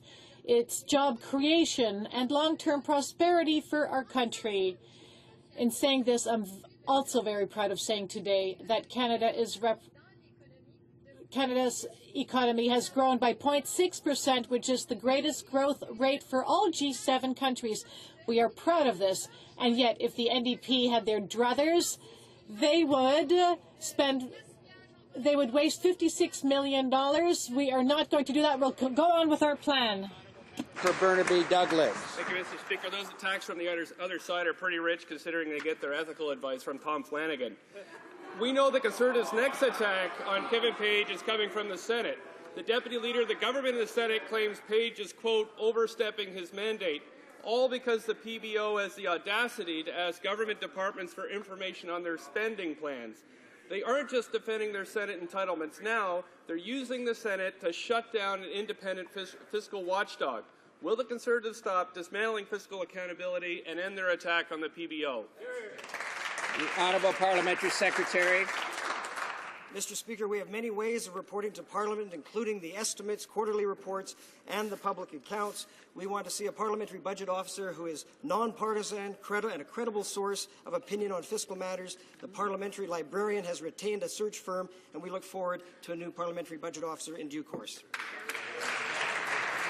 The honourable member for Gatineau. After empty excuses to defend senators who lied about where they live, and the Conservatives are trying to sweep the entire matter under the carpet. They are making questionable decisions behind closed doors, and now they're telling people that there's no problem. And now they've conducted a review, and surprise, surprise, no one is guilty. As long as documents revealing whether abuse or not has been committed remain secret, Canadians will never know what is going on in the Senate. How much did Senator Wallin pay back, and why? The Honourable Government House Leader. Merci, Monsieur le Président. Thank you, Mr. Speaker. We have committed to ensure that all expenses are appropriate and in accordance with the regulations. And we have committed that the Senate to be accountable to Canadians, which it did yesterday. We take these matters very seriously, and this is why the Senate has called on an outside firm to verify the integrity of the system. The honourable member for Louis Saint-Laurent. They've been in power for 7 years, and they've done nothing to reform the Senate. We definitely will do something about it in 2015. Pamela Wallin has an Ontario health card. She lives in Toronto, but she signed a form stating that she lives in Saskatchewan, so it's all good. Anything goes. In the meantime, the Senate closely follows orders put out by the Prime Minister, and now they are attacking the parliamentary budget officer. Who issued this directive? Was it the Office of the Prime Minister? The Honourable Parliamentary Secretary. Mr. Speaker, as I mentioned, we want to see a parliamentary budget officer who is non-partisan and a credible source of opinion on fiscal matters. The parliamentary librarian has retained a recruiting firm, and we look forward to their suggestions in due course. The Honourable Members for Scarborough Southwest. Well, 7 years of delaying Senate reform, over a year since the bill was even debated, and the Prime Minister's promise of change broken 58 times and counting. A week ago, Mike Duffy returned housing money to taxpayers, a clear admission of guilt. The Senate now claims Mike Duffy and all others have cleared residency requirements. The proof? A signed piece of paper that doesn't even confirm residency. Canadians aren't buying it. So when will they bring in an independent authority to pierce the black hole of accountability that is the Senate? The Honourable Government House Leader. Well, Mr. Speaker, we've been quite clear that we're committed to seeing that all expenses incurred in the Senate are appropriate and that the rules to cover those expenses are appropriate. And, of course, at the Senate report back to taxpayers, it did so yesterday and reported their progress. And we do take these issues tremendously seriously. That's why the Senate has retained outside support to ensure the integrity of the system is respected. But I find it interesting that he encapsulated the NDP position at the start, 7 years of delaying Senate reform. We've got a proposal here on the table. Let's elect senators. Let's show Canadians a little respect. Let them have a say in who represents them in the Senate. Stop blocking it as you've done it for so long. The Honourable Member for St. John's East. Mr. Speaker, let's be clear. Marjorie Le Breton, the Conservative House Leader in the Senate, claims that Mr. Duffy is eligible to be a senator just because he signed a declaration of qualification. A declaration that makes no reference to being a resident of Prince Edward Island. According to Article 23 and 31 of the Constitution, he must be a resident or he doesn't qualify and his seat becomes vacant. It's as simple as that. Do Conservatives really believe that senators can simply sign a declaration, one that doesn't even affirm their residency, to meet a constitutional obligation, regardless of the facts? Hear, hear. The Honourable Government House Leader. Well, Mr. Speaker, we'd actually like to go a lot better than that. We'd actually like Canadians in their provinces to decide who should represent them in the Senate. We've put legislation forward to advance that. Yet, that legislation is called by members of the NDP an affront to democracy, asking Canadians who they want representing them in the Senate, one of the two houses of Parliament, is called by the NDP an affront to democracy. You can see there why they do have the top-down approach to selecting their candidates and MPs from Quebec, where the leader of the NDP personally vetted and chose them all. The Honourable Member for Toronto Danforth. Mr. Speaker, it's clear that this government is circling the wagons to defend the Senate's cozy entitlements. What they're doing is deliberately telescoping the Constitution's archaic property qualifications onto residence requirements. On February 9th, retired Senator Lowell Murray stated that if any senator files an income tax return in a province that he or she is not representing in the Senate, quote, then they're finished, unquote. His is a respected voice. Why is this Conservative government so deceitfully distorting its responsibility to uphold the Constitution? The Honourable Government House Leader. Well, Mr. Speaker, that is one of their constitutional expert critics, and I'm not surprised they have one in the NDP. He's the one who put forward one of their bills to reopen the constitutional discussions and go back to the debates of the past. The other day this week in the House, the leader of the NDP said that on this issue we should open up constitutional negotiations with the provinces. Is it any wonder we're facing some of the challenges we are right now while they're heading down the path to those old debates of yesterday? They're trying to balance that way of keeping all their separatists in their caucus happy. The Honourable Member for Etobicoke North. The American president sent a strong signal to Canada to clean up its Environmental Act after a year of gutting environmental protection and being hammered for its abysmal performance. The Conservatives have recently held a flurry of announcements to greenwash their appalling record. Now Canadians are footing the bill for the oil sands monitoring program when industry is supposed to be helping with the cost. When will Canadians see results, funding, and when will taxpayers be let off the hook? The Honourable Minister for the Environment. Well, Mr. Speaker, I would remind my colleague that while the Liberals for 13 long years merely paid lip service to the environment, this government is acting. Canada and the United States do, in fact, have a shared objective to reduce greenhouse gas emissions and to address other environmental challenges. Our government is at the same time balancing the need to protect the environment and to protect jobs and our still fragile economy. And I will just say again that Canada is halfway to achieving our 2020 greenhouse gas reduction target. The Honourable Member for Guelph. Mr. Speaker, cuts to rail service are sending Canada backward at a time when most Western countries are embracing the increased use of public transit. Cuts to routes and southwestern Ontario, and Guelph, Kitchener, Sarnia, London, and more affect not only those trying to reduce their ecological footprint or reduce obscene commute times, but who have mobility issues. Yesterday, the government said, quote, VIA makes decisions based on the number of people, the proximity of other transportation, and so on. But it left out one key thing. VIA makes decisions based on funding from this House. So why are the Conservatives cutting so deeply? Mr. Speaker, I reject the premise of that member's question, especially coming from a Liberal. It's very ironic that a Liberal would complain about mobility issues when it was the Liberal Party that bought, on behalf of VIA, a whole bunch of rail cars that weren't wheelchair accessible. This government has invested over $1 billion to not only make the cars accessible, but improve VIA service throughout Canada. And in fact, the frequency and between the major cities has increased. VIA is an arm's length corporation, and they do make the decisions for their operations day to day. But the fact is, some trains run empty, and that's not ecologically friendly. The honourable member for Cape Breton, Canso. Mr. Speaker, we know that DFO is responsible for the funding, the care and maintenance of core harbours, but anybody that lives in a coastal community also recognizes that non-core harbours still contribute to the economies of those communities.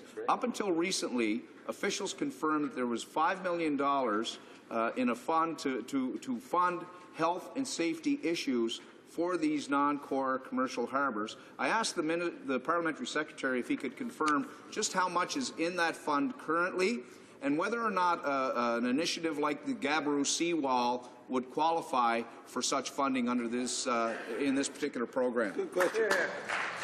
The honourable Parliamentary Secretary. Yeah, thank you, Mr. Speaker, and I can assure this member that our government recognizes the importance of safe and functional harbours to support the commercial fishing industry. I can't give him the actual figure in that fund. I'll be happy to get to him later. It's my understanding that the Gabarou seawall does not qualify for that funding. The honourable member for Notre-Dame-de-Grâce-Lachine. Mr. Speaker, the Conservatives' Tough Guy Act of Canada Post is turning into a fiasco. After having closed many post offices across Canada and deprived citizens of service, as we see on Lachine and NDG, now the reorganization of postal work is having problems. Delays are inevitable and citizens are angry. How does the government intend to correct the situation at Canada Post? Thank you, Mr. Speaker. The member knows Canada Post is an arm's length Crown corporation. The member also knows there's the Postal Service Charter, which guarantees Canadians' urban and rural mail delivery. And the member also should know that Canada Post has the ability to deal with day-to-day operations. The government doesn't get involved in that.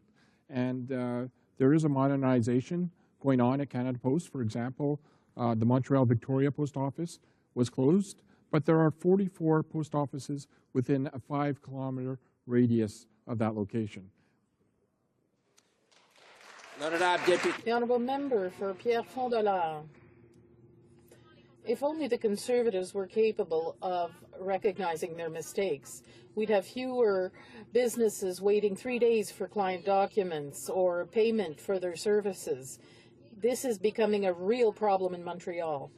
Many letter carriers have routes that are too long and finish their deliveries late at night. The Conservatives say that their reform was going to improve service, but now we see that the reorganization is hurting both clients and employees. Will the Conservatives admit their error and correct the situation? The Honourable Minister of State for Transport. Again, Mr. Speaker, the premise of the member's question is wrong. If the NDP were serious about postal service, they would have supported our government's efforts to bring back postal service to Canadians when there was a postal stoppage. But instead, the NDP buckled to and listened to their big union bosses and delayed mail service for all Canadians, just not in Quebec, but everywhere. And that hurt business, and quite frankly, it hurt Canada Post's long-term financial interests, and we're still trying to deal with, or Canada Post is still trying to deal with that fiasco. Honourable member for Rivière-des-Mille-Îles. The sacking of employment insurance continues to produce victims. An entrepreneur in my riding, Stéphanie Leduc, owns a company that makes leather and fur garments. She has to rely on skilled laborers. With the Conservative reform, she's worried that these employees will leave the region and find work elsewhere. This reform harms the economic development of the Laurentians. What is the minister waiting for to suspend this punitive reform?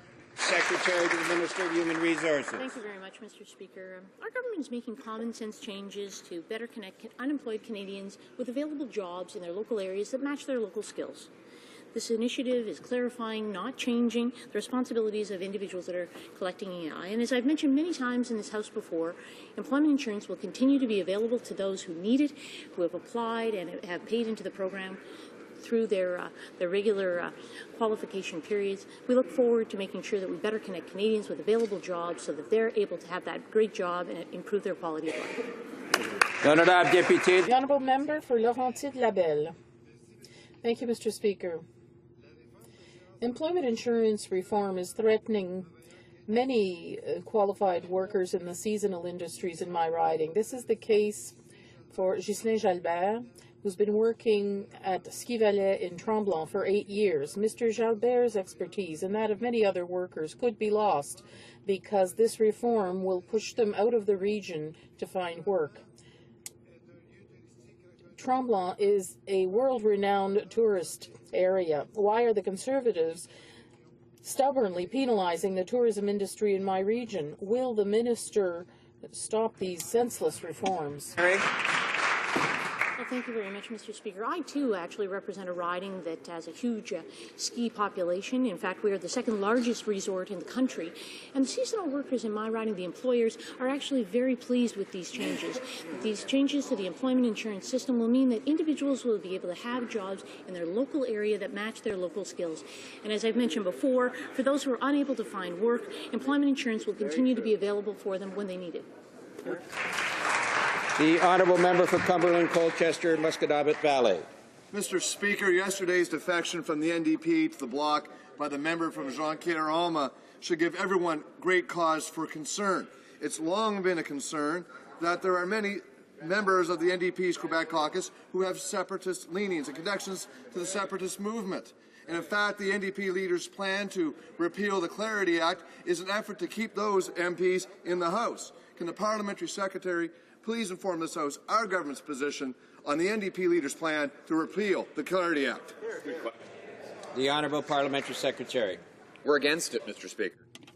I note that the member for Rosemont-la-Petite-Patrie, who is normally so mercilessly loud, is mercifully quiet today, as are a lot of members of the NDP, because normally they've rolled their eyes when we've pointed out their separatist donations, their past support for separatist parties, but yesterday, they were once again exposed for their confusing position on national unity. Canadians do not want a new constitutional crisis. They want us to focus on jobs, growth, and long-term prosperity with a certain plan. That's what we have on this side. The Honourable Member for Alfred Bellon. Time is running out for the 18 Aboriginal police services whose funding is stopping at the end of this month. Yesterday we were told that a decision would be taken soon, but the minister said it wasn't up to him, but it was up to the Prime Minister to make this decision. Quite honestly, I can't understand why this is so long and complicated. We're talking about the safety of communities. Isn't that part of their priorities? Will the minister or the Prime Minister make a decision? Honourable Parliamentary Secretary to the Minister of Public Safety. Thank you. The Prime Minister and the Minister of Public Safety have been very clear. A decision will be forthcoming very soon. But, Mr. Speaker, if that member and that party is so concerned, as they say they are, with First Nations safety, why are they not supporting real matrimonial property rights for First Nations women living on reserve to empower them? Why aren't they supporting our legislation that gets tough on crime, that creates mandatory minimum sentences for those who are involved in drug crimes, gang crimes, violent crimes? Mr. Speaker, if they are concerned about the safety of Aboriginal people, they need to support those initiatives. The honourable member for Nanaimo Cowichan. Well, Mr. Speaker, this is a question of respect for l'Assemblée des Premières Nations du Québec, who are asking for more than just a vague answer. First Nations policing provides effective outcomes, which results in saving for other social services. If these forces don't get funding, it will cost more to replace them. So I ask again, when will the Prime Minister let the chiefs of Quebec and Labrador know whether or not their communities will still have their police services at the end of this month? Excellent. The Honourable Parliamentary Secretary to the Minister of Public Safety. Thank you, Mr. Speaker. Well, that member knows that policing is primarily a provincial responsibility. The federal government has long invested in First Nations policing to help keep communities safe. A funding decision will be made in the near future. But, Mr. Speaker, I go back to my original point. If these members believe that the safety of First Nations is a priority, they need to support legislation that empowers women, that helps keep them safe from violence, that helps keep them safe from all Aboriginal people and all Canadians safe from violent crimes. Mr. Speaker, we're getting the job done. We're listening to First Nations, and, Mr. Speaker, we're responding. Thank you. The honourable member for Nanaimo Cowichan. Well, Mr. Speaker, that funding runs out just in a few weeks. In 2008, the Conservatives promised to move towards reconciliation. Last year, they promised to reset the relationship. 2 months ago, they promised to improve things. But we are seeing more cuts, $480 million from the department, including $54 million from infrastructure. The housing crisis isn't going away. We still have toxic schools on reserves, and the gap in quality of life between on and off reserves is growing, not narrowing. So how can the Conservatives justify more cuts? Excellent. The Honourable Parliamentary Secretary to the Minister of Aboriginal Affairs. Thank you, Mr. Speaker. To the contrary, our government has been delivering results for Aboriginal peoples for 7 consecutive years. This includes the introduction of 4 bills currently before Parliament, which focus on improving living conditions and economic opportunities for Aboriginal peoples. More specifically, these bills respond to calls from First Nations for shared priorities on actionable items such as improved access for safe drinking water, improved protections for Aboriginal women and children on reserve, more stable election systems, and greater transparency from their elected chiefs and councils. Yet, shamefully, the opposition oppose all of these important bills. The honourable member for Manicouagan. Mr. Speaker, it's not with further cutbacks that the Conservatives will repair the broken relationship with Aboriginal peoples. It's not by cutting $53.8 million from the First Nations Infrastructure Fund. Many communities have housing crises and unsuitable housing. We know that the life expectancy gap is increasing between Aboriginals and other Canadians. So why is this government continuing to impose further cuts? Thank you, Mr. Speaker. Our government is getting results for Aboriginal peoples for 7 consecutive years. We've tabled 4 bills that are currently under study in Parliament that will improve the living standards and economic opportunities of Aboriginal peoples. More specifically, these bills respond to the call for action from Aboriginals, access to better drinking water, protection of women and children on reserve, and greater transparency by their chiefs. However, the opposition voted against all this. Honourable member for Winnipeg North. Yes, thank you, Mr. Speaker. Mr. Speaker, well over 250,000 people living in Canada are waiting for their citizenship. Many of those are waiting for years, Mr. Speaker, 4, 5, 6, even greater than that, Mr. Speaker. At the end of the day, this government, year over year, continues to get worse in terms of delivering the citizenship. My question to the government is, will the minister commit to working towards a goal of 6 months in processing citizenships? The Honourable Parliamentary Secretary to the Minister of Citizenship and Immigration. Speaker, it's a little rich coming from the Liberal party across the way, who in government actually decided they would delay and continue to delay citizenship wait times here in our country. But Canadians should be proud that there is such a high demand for Canadian citizens. After all, who wouldn't want to be a citizen of the greatest country in the world? The honourable member for Winnipeg North. Well, Mr. Speaker, do not let the facts confuse you. The Liberals gave $70 million in the last year to speed up the process, and every year the list and the processing time continues to get longer. Those are the facts, Mr. Minister.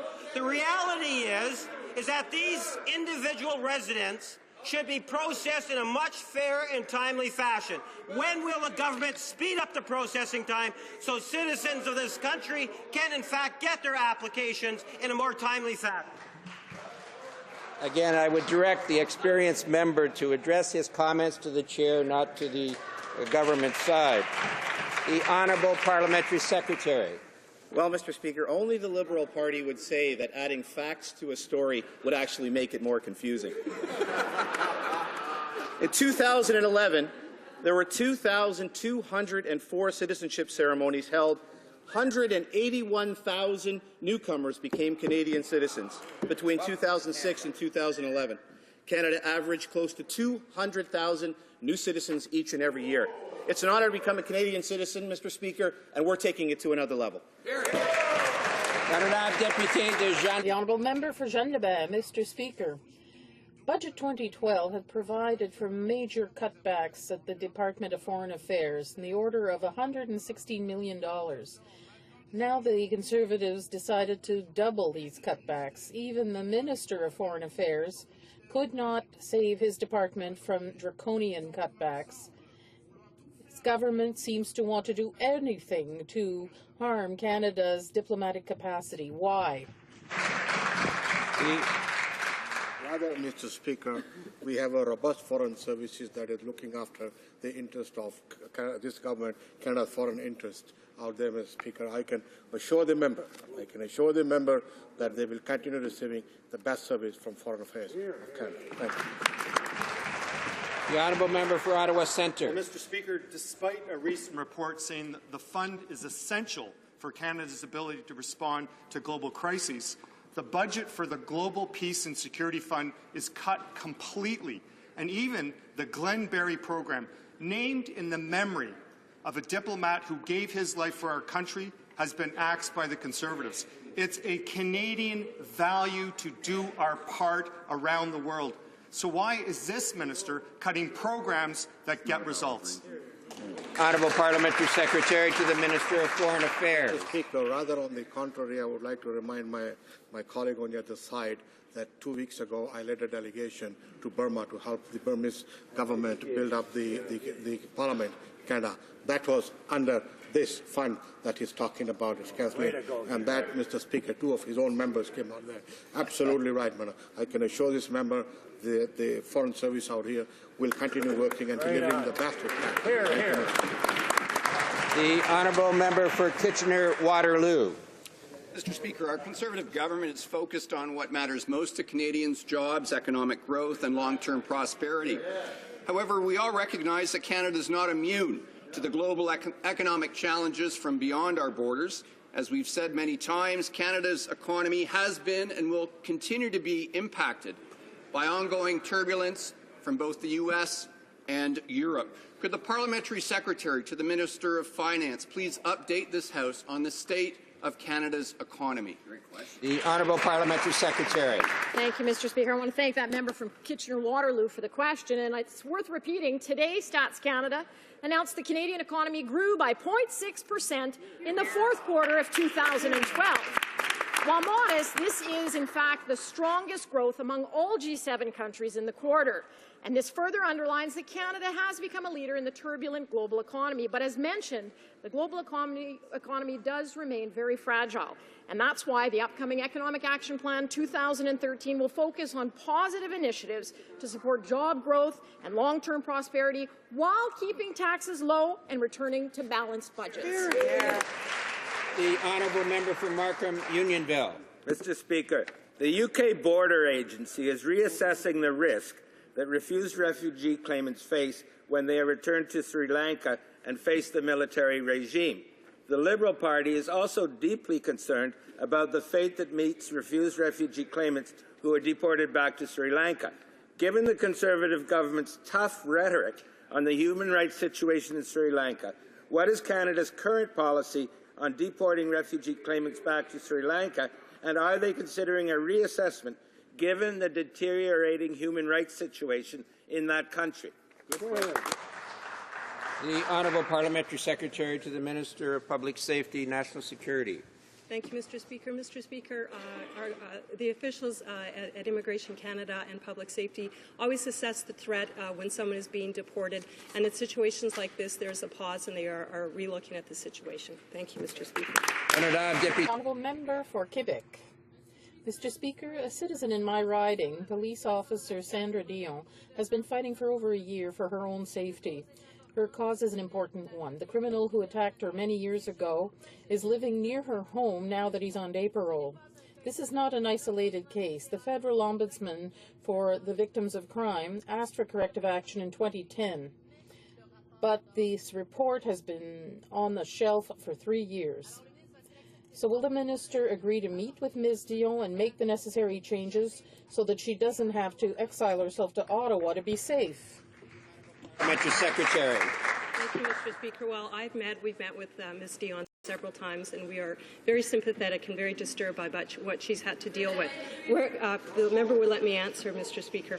We're concerned very much about the reports of an individual convicted of a very serious crime returning to the same area where the victim lives. Our government will be bringing forward a Victims' Bill of Rights, which is something no other government has done, as part of our plan for safe streets and communities, which is one of the 4 priorities set out by this Prime Minister, which isn't even talked about by that party. We've taken strong action to protect victims, to put victims first. We ask them to support us, Mr. Speaker, which we know what it won't happen. The Honourable Member for Nanaimo, Alberni. Mr. Speaker, our government's been actively increasing Canada's engagement in the Americas. This has enabled us to show leadership in our own hemisphere in areas that affect us directly, including trade and security. Today, the Minister of Defence of Peru is here in Ottawa. Can our Minister of Defence tell us what he expects to accomplish in his meetings with his counterparts today? Honourable Minister of Defence. Thank you, Speaker, and I thank the member from Nanaimo, Alberni, for his hard work and leadership. In fact, today we are welcoming to Canada Peru's Minister of National Defence, Pedro Carrano Balido, and the commander of the Peruvian Navy as well, Admiral Carlos Roberto Tejada Mera. Canada enjoys a strong relationship with Peru based on shared values, including democracy, and I'm pleased to tell the House that later today we'll be signing a defence cooperation memorandum of understanding, which will help guide our future defence relations in areas such as policy, peace, humanitarian operations, disaster response, and military education and training. Mr. Speaker, this agreement strongly supports the growing ties between Canada and Peru and our government's leadership in the Americas. Muchas gracias, mi amigos. Oh, here we go. The Honourable Member for Saint-Jean. Thank you, Mr. Speaker. I hope that the Minister of National Defence. Order.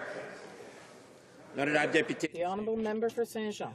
Thank you, Mr. Speaker. I hope that the Minister of National Defence will handle defence for Peru better than he does defence of Canada. Mr. Speaker, the poor management of the Conservatives is absolutely appalling. They have no plan.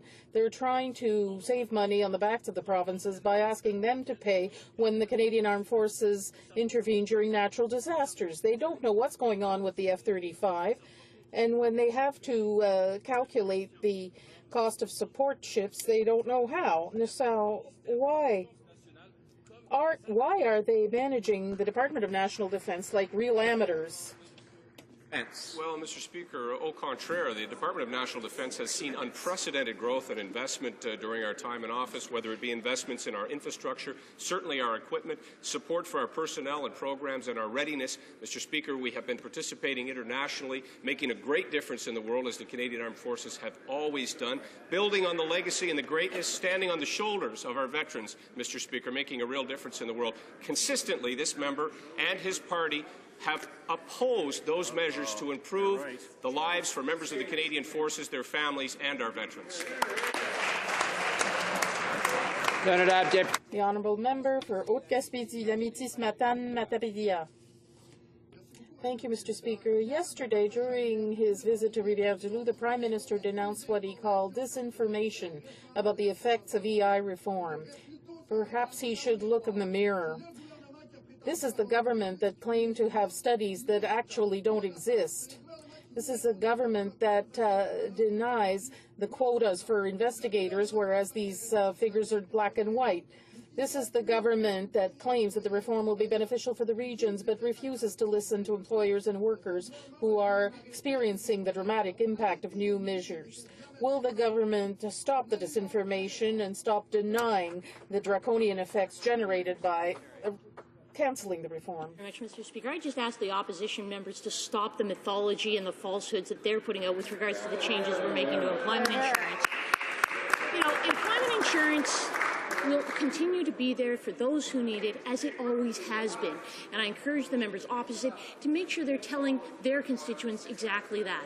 Please stop perpetuating the falsehoods that you're perpetuating, because all you're doing is fear-mongering. What we're doing is trying to better connect Canadians with available jobs in their local areas where they actually have the skills so that they can have a better quality of life for their families. Honourable member for HoC-Gaspésie, Lamitis, Matane, Matapédia. Completely disconnected from reality, Mr. Speaker. When the closure of the library at Maurice Lamontagne Institute on Ocean Science was supposed to take place next fall, credible information indicates that the department is accelerating this. The documents could be in boxes and the key in the door by next month. So the only French language library for fisheries and oceans would be sacrificed for savings of barely $100,000 a year. The acceleration of this closure is suspect. It happened when the government of Quebec is trying to put forward proposals to keep the scientific documents on Quebec soil. Why is Ottawa accelerating the closure of the library rather than work with partners to maintain these documents in Quebec? The Honourable Parliamentary Secretary. Yeah, thank you, Mr. Speaker. And the facts are these, that the department has made a decision to modernize its library services and take advantage of the increasing availability of information resources in digital form. And today, most requests are received and delivered electronically. Library collection and services continue to be provided to departmental staff and other users in both official languages, and work to consolidate the facilities is underway and is expected to be complete by the fall of 2013. That brings oral questions period to the end. Order.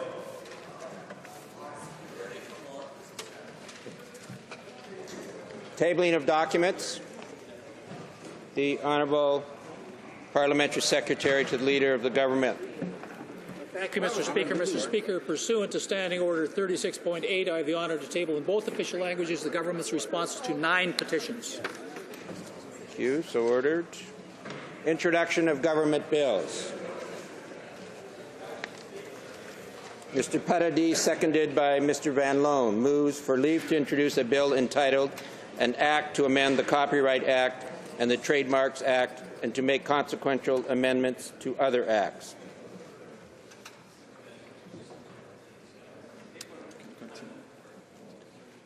This motion is deemed adopted. Mr. Paradis, seconded by Mr. Van Loan, moves that the bill be now read a first time and be printed. This motion is deemed adopted. When shall the bill be read a second time? At the next sitting of the House.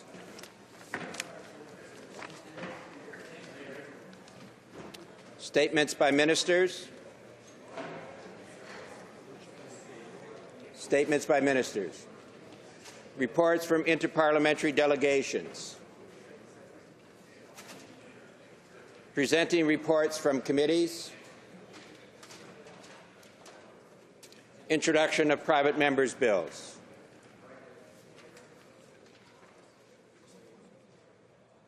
First reading of Senate public bills. Motions.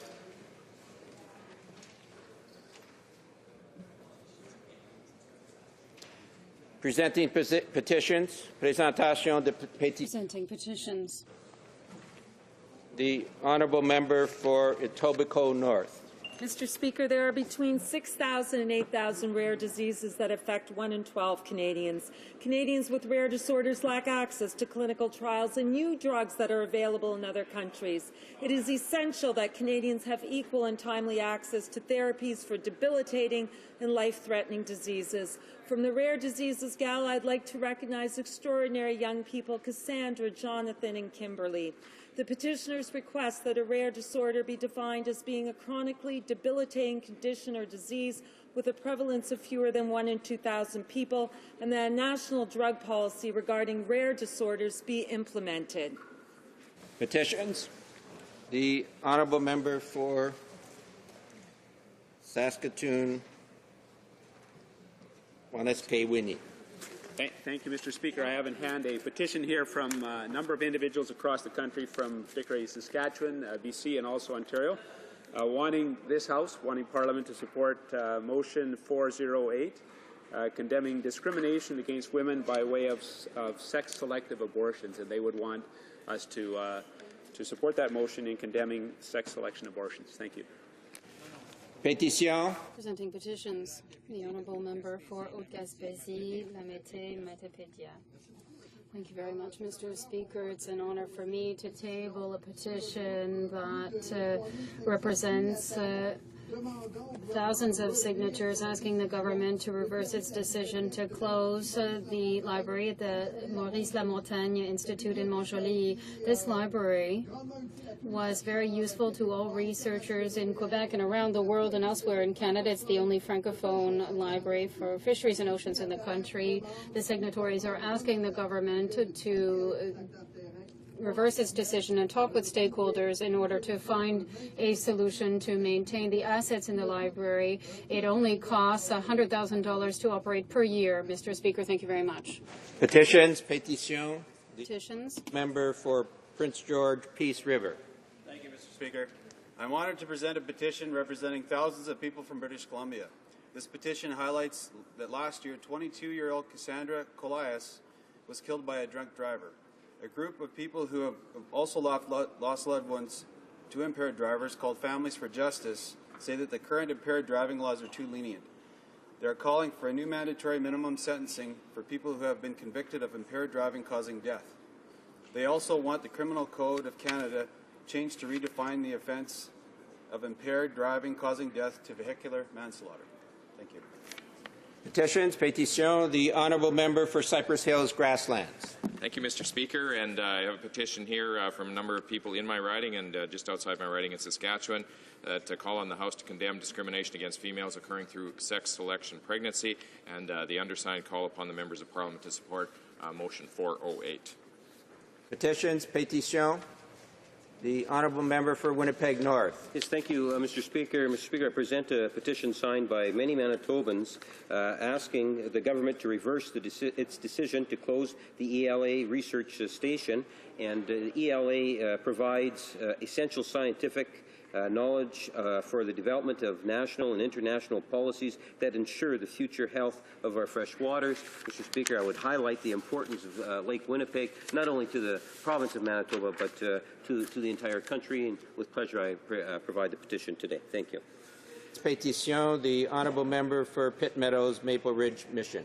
Thank you, Mr. Speaker. I'm pleased to present a petition signed by residents of Mission and other areas of the Fraser Valley that calls upon the House of Commons to condemn discrimination against girls through sex-selective abortion and do all it can to prevent sex-selective abortions from being carried out in Canada.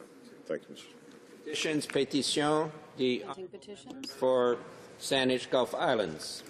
Merci, Monsieur le Président. Thank you, Mr. Speaker. I have the honour to rise today to present a petition by signatories from Montreal and Gabriola Island.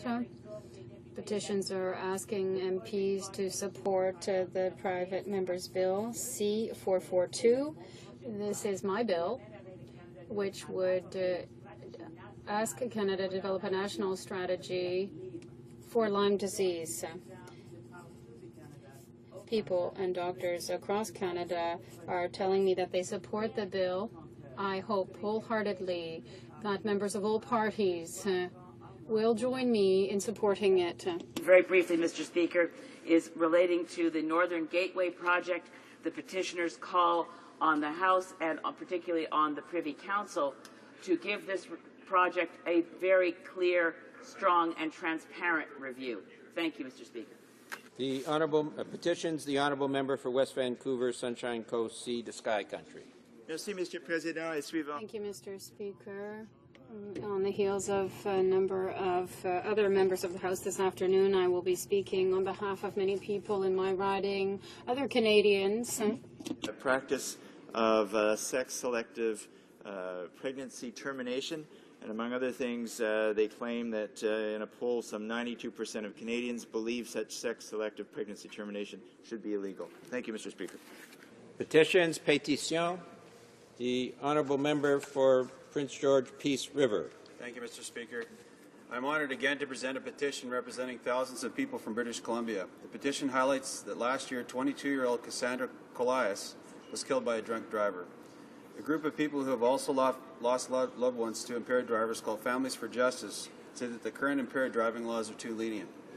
They are calling for new mandatory minimum sentencing for people who have been convicted of impaired driving causing death. They also want the Criminal Code of Canada changed to redefine the offence of impaired driving causing death to vehicular manslaughter.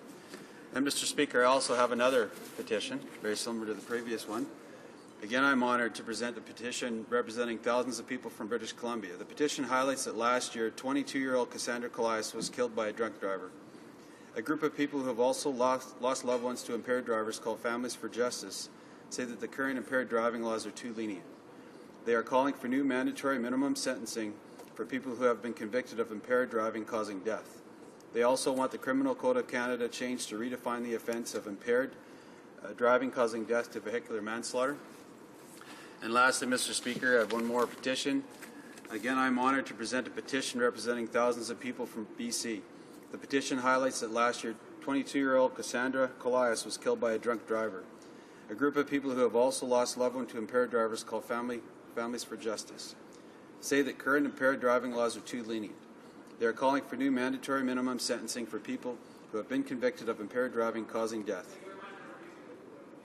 They also want the Criminal Code of Canada changed to redefine the offence of impaired driving causing death to vehicular manslaughter. Thank you, Mr. Speaker.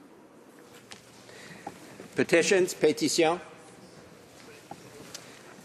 Questions on the order paper. The Honourable Parliamentary Secretary to the Leader of the Government in the House. Thank you, Mr. Speaker. Mr. Speaker, I ask that all questions be allowed to stand. Agreed? Agreed. Orders of the day. Orders of the day, Government Bills Commons. Resuming debate at second reading stage of Bill C-54, Not Criminally Responsible Reform Act. The Honourable Member for Mount Royal. Thank you, Mr. Speaker. I rise to address Bill C-54, the Not Criminally Responsible Reform Act, which would change how the Canadian justice system deals with accused found not criminally responsible, or NCR, on account of mental disorder. It may seem like déjà vu for some that I'm speaking again on this issue. Indeed, as Minister of Justice and Attorney General of Canada, I stood in this place to introduce the legislation that reformed this system, legislation that I might add passed with the support of all parties in 2005, and that has stood the test for the last 8 years and more.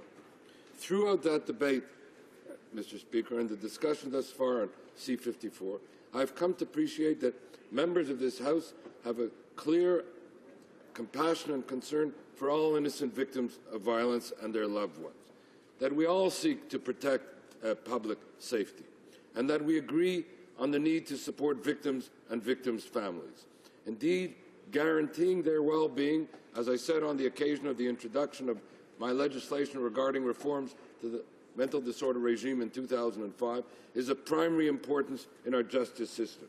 It is precisely for that reason, as Minister of Justice, I enacted measures allowing victims to provide impact statements at review board hearings for NCR accused. Sometimes we shouldn't think that the matters are being established or initiated now for the first time. I was proud of the legislation that we introduced on NCR accused because it adopted an evidence-based approach that incorporated the guidance of the Supreme Court of Canada, the expertise of justice and health professionals, and reports of standing committees of the House on this matter. Regrettably, the same cannot be said of the bill before us. In the matter of C-54, the government's approach and rhetoric appear to be grounded more in fear and stigma than in the facts and evidence. I will begin my remarks, therefore, with an overview of the available data about NCR accused. I will then share my specific concerns regarding this legislation while suggesting also alternative measures that would likely prove more effective at preventing violence by people with mental disorders and hence better protect public safety, let alone have less victims.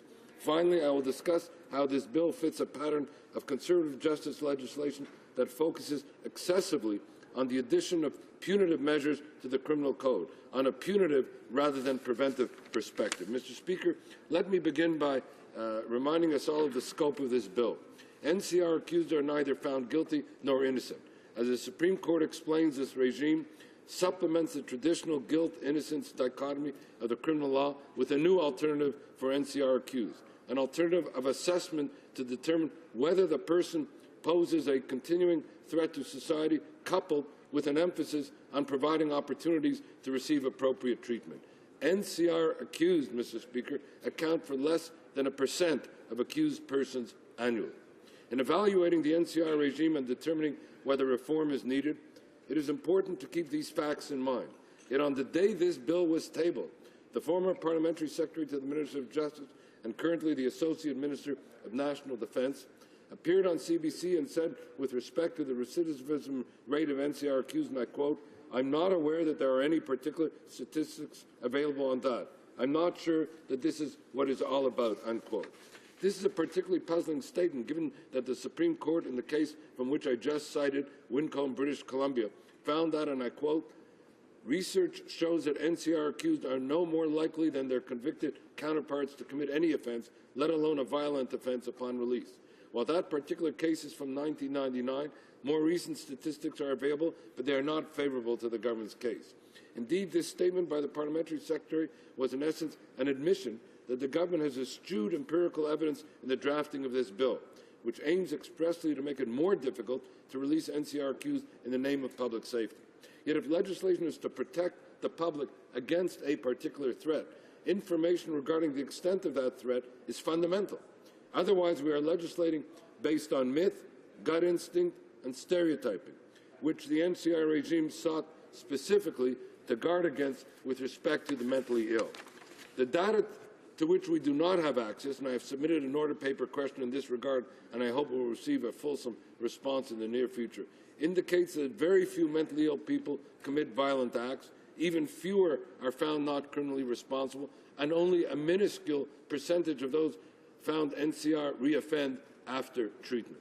To begin with, according to researchers from McGill University and the Université du Québec at Trois-Rivières, 90% of people with mental illness are nonviolent.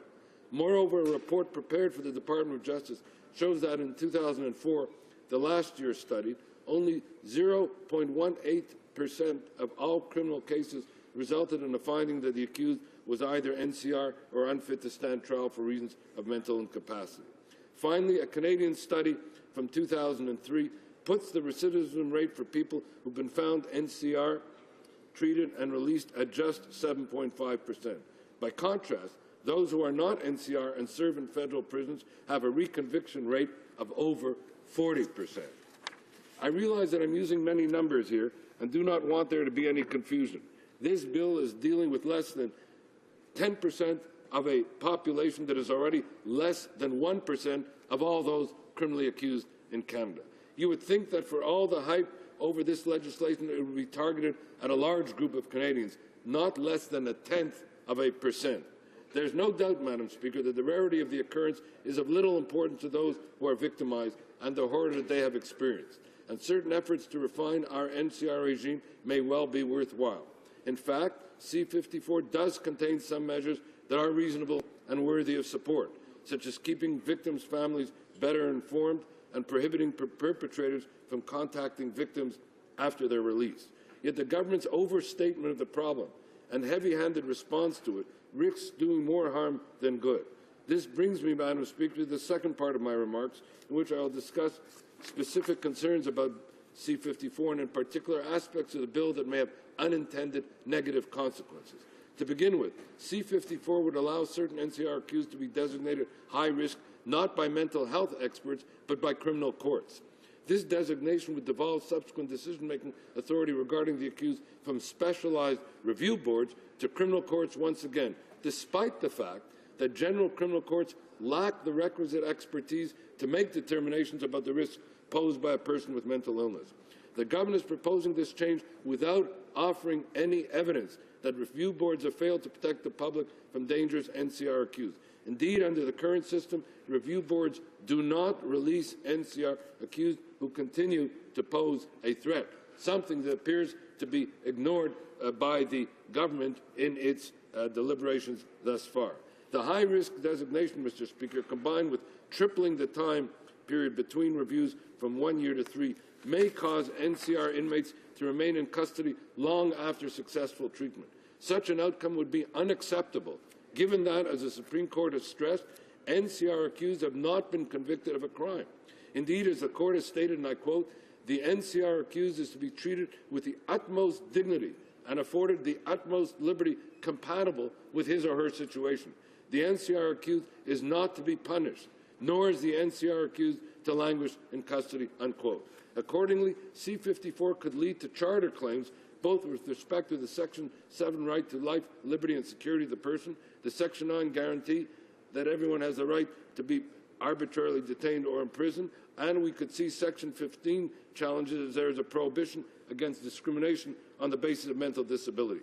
Yet again, the government is seeking to enact legislation that will invite protracted, inexpensive, and avoidable constitutional litigation. And may I add parenthetically that ever the optimist, I await the Minister's report of charter inconsistency pursuant to Section 4.1 of the Department of Justice Act. But beyond the litigation risk, Mr. Speaker, detaining more NCR accused for longer periods of time gives rise to the very practical problem of where these individuals will reside while in treatment.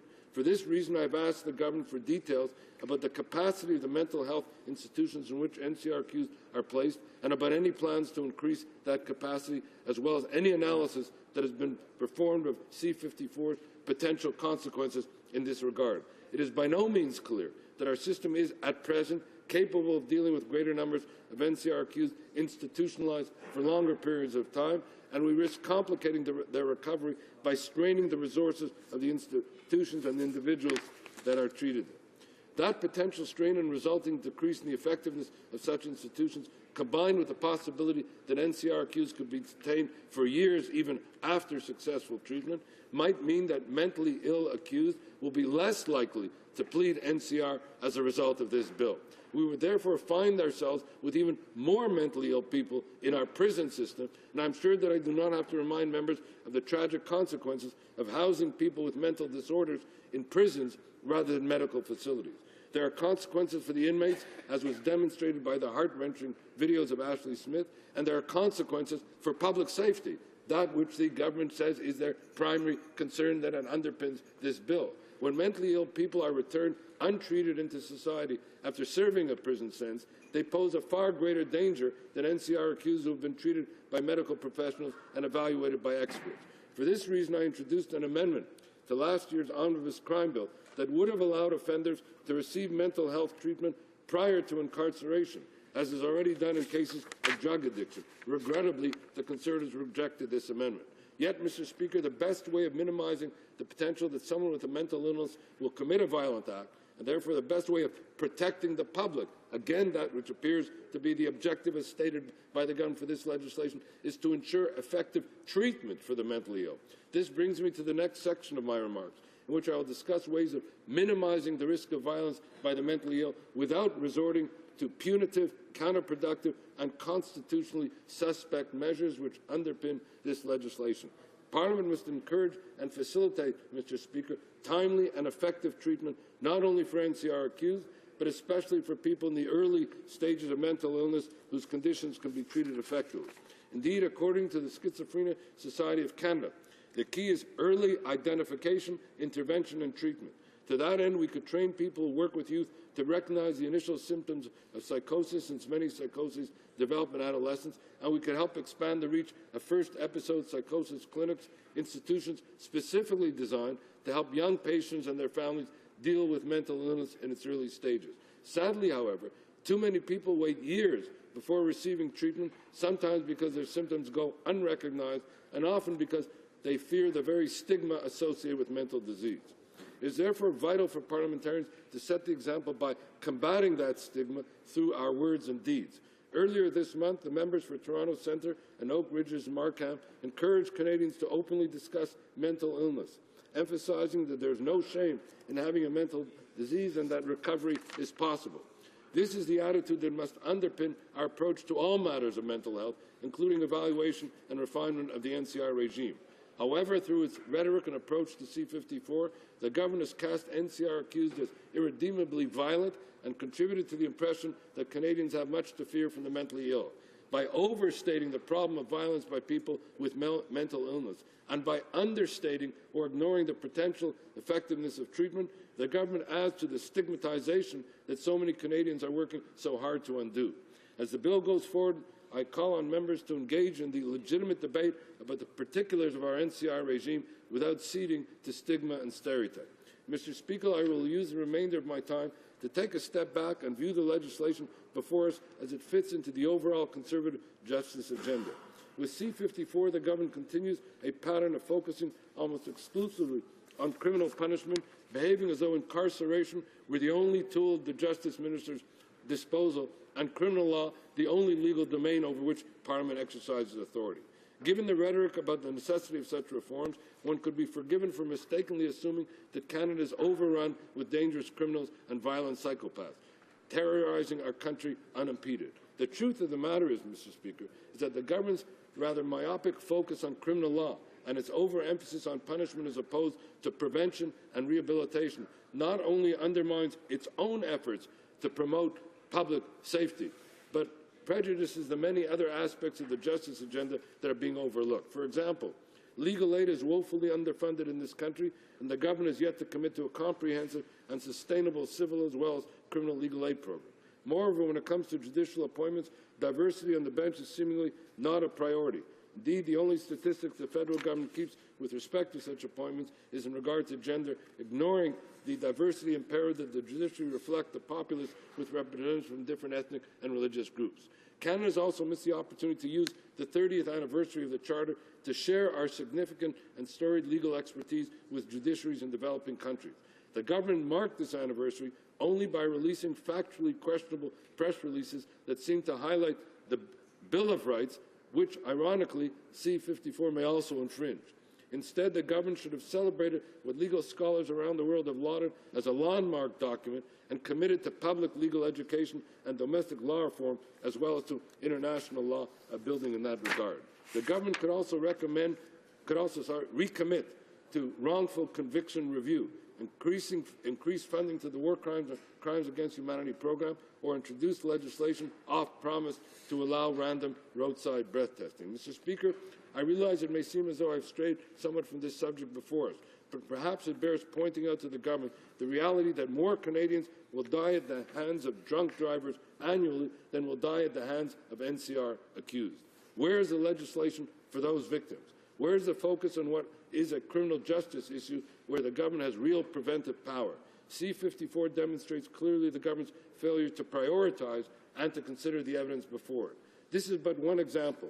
In the aftermath of an idle no more movement that may have temporarily quieted down but has by no means disappeared, nor should, now would be the ideal time for the government to commit to an Aboriginal justice strategy, ensuring that Indigenous legal traditions have their proper place before our courts. There are also changes needed in the areas of statutory interpretation, alternative dispute resolution, consolidation of statutes, restorative justice, treaty reform, among many others.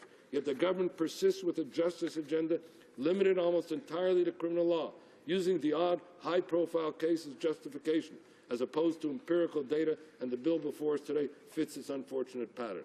As I mentioned, I have submitted an order paper question asking for evidence that would demonstrate the need for a bill like this one, and I'm open to any possibility that the government will table statistics and analysis that does just that.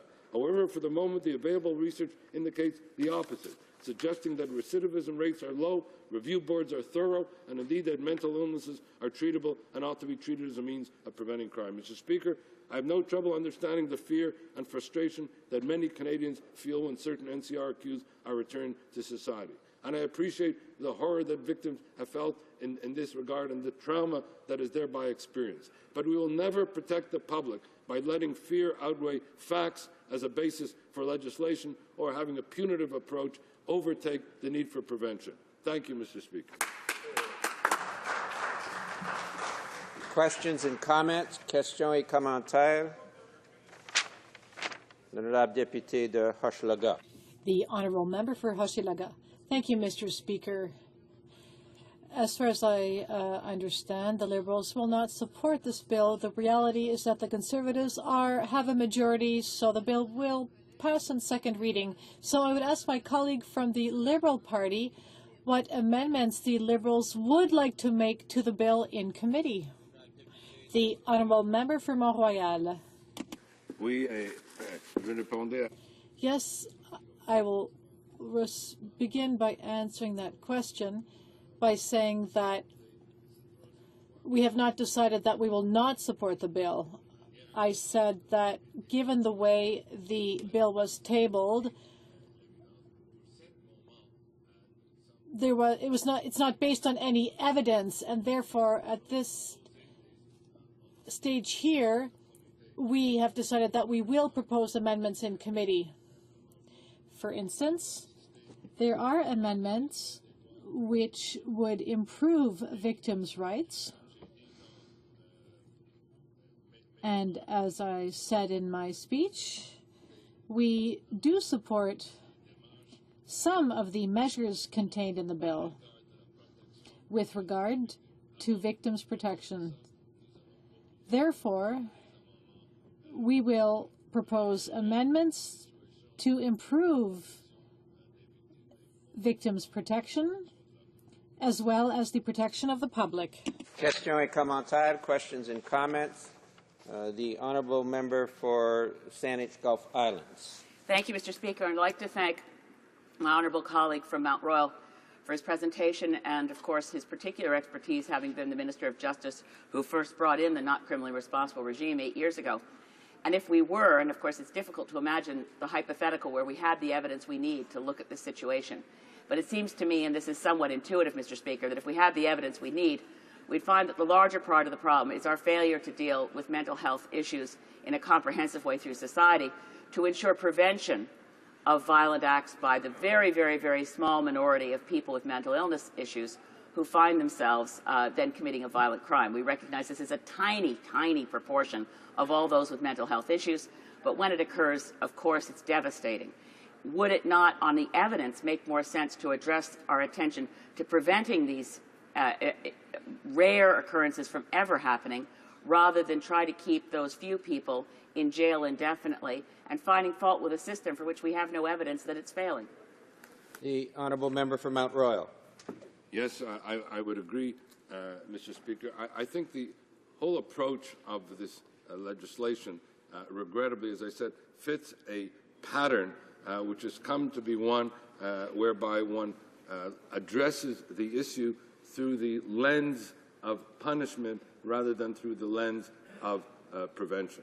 Since we're dealing in particular here with the issue of the mentally disordered, this becomes crucial in terms of the approaches with regard to prevention. And again, I regret that when I submitted amendments to that regard in Bill C-10 that would have addressed the approach to the mentally ill through treatment rather than incarceration, through prevention rather than punishment, they were rejected then by the government, though they were designed for the sole purpose of simply improving that which the government was ostensibly concerned with in Bill C-10, and that was promotion and protection of public safety. Through prevention, we in fact end up protecting public safety and ensuring that there are less victims, as well as better treating the offenders with respect to their reintegration in society, and treating those, particularly in the NCR regime, who are not regarded as offenders, they have not been deemed criminally responsible, with the appropriate approach that is desired in this regard. Thank you, Mr. Speaker. Question incommentale. Questions and comments? Honorable Député de Saint-Jean. The honourable member for Saint-Jean. Thank you, Mr. Speaker. I listened closely to the speech given by my Liberal colleague, who is himself a lawyer and a professor of law. He therefore has quite a deal of knowledge and can provide us with expertise. However, as opposed to the member for Gatineau, the Liberal member did not refer to Section 16. That is, what brings a court to determine that a person is not criminally responsible. So I would like the member to provide us with his opinion as to whether the current application of Section 16, which refers to a person being capable or not of appreciating the nature of the act they have committed, whether this provision is enough to determine the distinction as to whether his act was wrong or not. The honourable member for Mount Royal. Thank you for that question. I heard what the member for Gatineau said, and generally speaking, I support what she says in that regard. I think it's important to quote the decision of the Supreme Court of Canada regarding this question, and I will quote the judgment. Care and not imprisonment must be used to reduce the risk to the public safety. That was the Winco decision in BC in 1999.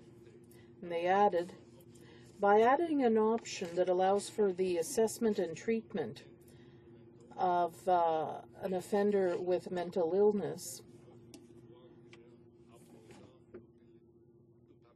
and by imposing this, the legislator wanted that the offender be treated with the greatest dignity possible and have the most freedom possible given his or her condition. This accused must not be punished, nor, as in the past, be detained indefinitely. We must recall that the accused has not been found guilty nor acquitted of any crime. Treating these people as criminals is not correct because they were declared not criminally responsible, and this would be prejudicial. We should not adopt legislative measures that reduce the clarity of such decisions. And the Supreme Court of Canada reminded us of this in their decision. Questions and comments? The honourable member for Toronto Danforth. We only have 2 minutes left, so if you can limit your question to a minute, please. Thank you, Mr. Speaker. I'll make it very brief. I was just wondering if our honourable colleague, who did give an extremely informative debate, putting this bill in the context of previous legislation, whether he could elaborate a little bit on his concern that the courts don't really have the expertise to be engaging in what this bill seems to want them to do. If he could inform us a bit more on this point, I'd be grateful. The honourable member for Mount Royal, you have 1 minute and 20 seconds. Yeah, very quickly, I made specific reference to the fact that the review boards have the expertise that is necessary, been demonstrated that they do have that expertise, and rather than devolve that decision-making authority back to the criminal courts without the requisite expertise will in fact prejudice the very objectives that this legislation purports to have, namely the protection of public safety, the needs of the victims, and in fact that there should be less victims, and in particular the whole question of the rehabilitation of the mentally disordered person through treatment and evaluation, that which the Supreme Court recommended, that which the review boards can implement, that which the criminal courts may not have the expertise for that purpose. Thank you, Mr. Speaker. Reprise du débat. Resuming debate. Deputy. The honourable member for Rimouski, Mégette, et Misquata-les-Basques. Thank you very much, Mr. Speaker. I'm pleased to rise today to discuss Bill C-54, its second reading, an act to amend the Criminal Code and the National Defence Act regarding mental disorder. I'm very pleased to be able to speak to this. I'm the first to speak after our justice critic, the member for Gatineau. Her speech was excellent. I'd like to dwell on a few high-priority items regarding the decision we will be making as official opposition. I will be sharing my time with the member for Notre-Dame-de-Grâce-la-Chine before I proceed. So, in effect, Bill C-54 proposes three major amendments. First, give priority to public safety in decisions regarding people who have been found not criminally responsible for illegal acts, creating a high-risk criminally non-responsible category, and the participation of victims. They will be notified of the release of a person who's not criminally responsible, who have offended against them. They will not be allowed to communicate with the victim. And takes into account the safety of the victim and any decision made about the release of a person deemed not criminally responsible of a crime. Now, when we say give paramount consideration to the safety of the public, that's something that, one thing that's ignored is that public safety is already taken into account in the decision either by a judge or a board examining mental disorders. This is under 672. It points out that examination boards have to take into account the need to protect the public and taking into account the condition of the accused and their social reintegration. So there are things in the criminal code that force the courts or boards to take into account public safety when they make decisions. Now, with regard to the creation of someone who is high risk, non-criminally responsible, that's another category. All accused, anyone that is found not criminally responsible, can currently have three verdicts again, three possible verdicts. One is unconditional, and that's quite clear. The absolute discharge is if the person is not a threat to public safety. So this new category does not affect that, this absolute discharge. There's always the other possibility, a conditional discharge, which can be linked to several different conditions. If a person is considered not criminally responsible but high risk, that can no longer apply. Now, the third possibility already existed for people who are not criminally responsible who may be a threat to society. That was detention in custody in a hospital. So, finally, the definition itself of this new category of not criminally responsible but high-risk offender means that there are three categories. The high-risk accused could not be released unconditionally and had to be in custody in a hospital. So they could be discharged conditionally. The third question is increasing the participation of victims in the process. Of course, there are many different cases, such as the Mental Disorders Board, of which I'm familiar with in Quebec. They have to take into account the impact things could have on a victim. But what we are sensitive to is that there have been many cases, and one in particular, the one that my friend, the member for Gatineau, mentioned, Dr. Turcotte. I'd like to talk about one concern we have related to that case, not necessarily about the bill and its content, but the conservative approach to these issues, and this bill in particular. This is the desire to make this a political populist game. My real concern is the way this government approached this bill. We already knew a few months ago that the government wanted to bring forth a bill that would deal with non-criminally responsible accused. It was announced, if memory serves me, last fall. But when it was announced publicly that the Quebec Mental Disorders Board was going to release Dr. Turcotte from Philippe Pinel Institute, where he was in custody, the same day, of course, it was a controversial topic in Quebec in particular, but the same day, the government made an announcement in a scrum that they would reintroduce this bill. It wasn't ready, it wasn't fully developed, but they were going to do that. So I'm very worried about this government's desire to make political hay out of issues that are very important and that must be dealt with seriously and reasonably. Taking a cold, hard look at it without using explosive situations that are highly emotional.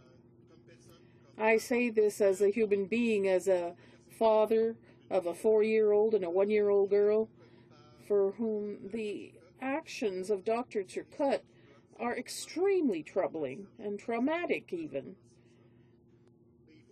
But one must recognize that we're here as representatives of society and of our ridings, and despite the horror of the incidents that happen, and they're highly reported in the media, we have to look at things with a cold eye in a reasoned manner. Now, the other problem I have with making political hay out of this is that if this bill is adopted with the Conservative majority, one can easily imagine it will be,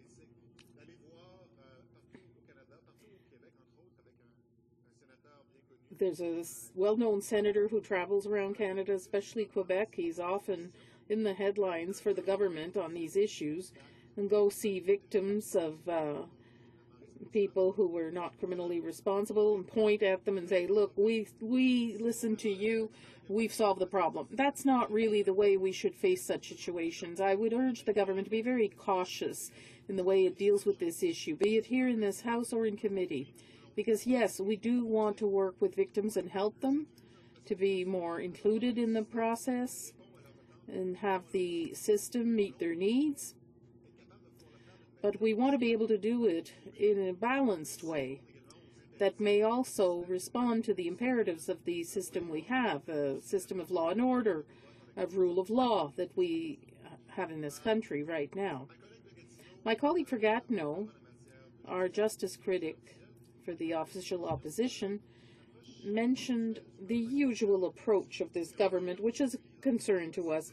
We saw it particularly in C-10, the omnibus bill on law and crime that imposed